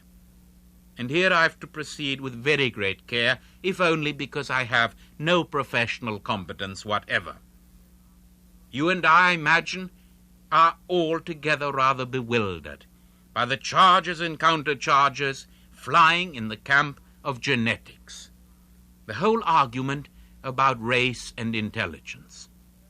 There are those who tell us that certain races are destined never to achieve a certain level of the intelligence quotient or a certain level of intellectual performance, whereas other races have, as it were, an inborn advantage in the many departments of intellectual achievement which today determine the power structure of the world. And other scientists say, don't listen to that rubbish. IQ is a Western organized test. It is itself a piece of blackmail against other kinds of cultures and skills. These are Nazi theories parading under pseudo-scientific respectability. And the argument gets more and more bitter, and it is extremely hard for the layman to arrive at any clear picture of what is being said and what kind of evidence is being offered. So let me put a hypothetical point. And may I beg you, underline the word hypothetical with 3 red pencils at least. Suppose it emerges, just suppose, that the guess of a number of scientists is right, that environment, however excellent, however carefully handled, accounts for something like 20% or less of a human being's endowment and chances, and that 80% or more of what you and I are is programmed genetically and by racial inheritance. Suppose this were true, what do we do with that kind of knowledge? Because all sorts of political and social consequences will follow at once, in terms of education, of access to political power, to economic skills. Do we close the door? Do we say, all right, we're not interested in your results. We don't even want to know them. Society has not reached a point of wisdom, of sanity and balance in which it can handle that kind of dynamite. Stop your research. We won't finance it. We won't accredit your laboratories. We won't get degrees for theses written on that field. These are not nightmarish science fiction suggestions. They are being put forward right now by very serious, humane, and profoundly worried scientists, sociologists, and academics. Or do we say, on the contrary, all right, go ahead, pursue your research to whatever end of truth it leads to, and if the end is totally unbearable, in moral terms, in terms of human compassion, of equity, of social coherence, the devil with it, that's how the universe is built, and we simply can't stop researching. I repeat, this is not a fantasy problem. It is upon us right now, and it is only one of a number of dramatic instances in which the ancient tradition of going after the facts at any price is beginning to come up against walls of absolute social danger and even impossibility. The critiques of truth which I referred to earlier, the anguish being caused by these kinds of debates, have today caused a very powerful nostalgia for innocence in the politics of the young. We are told on every hand that we can abandon pure research, that we should dismantle what is called the academic prison house, that we can put the Cartesian brain to pasture while instinct plays. We are told by scientists now very much in vogue that our Western affliction with the truth is indeed an affliction. As I understand the theory, it has something to do with the fact that we've used the left half of our brain, the verbal, the Greek half, the ambitious, the dominating, the mastering half. And in that wonderful neglected right half lies love, intuition, mercy, the more as it were ancient, organic ways of experiencing the world and not taking it by the throat. We are urged to give up the proud image of Homo sapiens, man the knower, man the hunter of knowledge, and to go over to that enchanting vision homo ludens, which means quite simply man, the player of games, man, the relaxed, the intuitive, the pastoral being. If there can be what is called an alternative technology, why not an alternative logic, an alternative mode of thought and feeling? Before he was a hunter and killer, we are told, man was a gatherer of berries just on the edge of the Garden of Eden.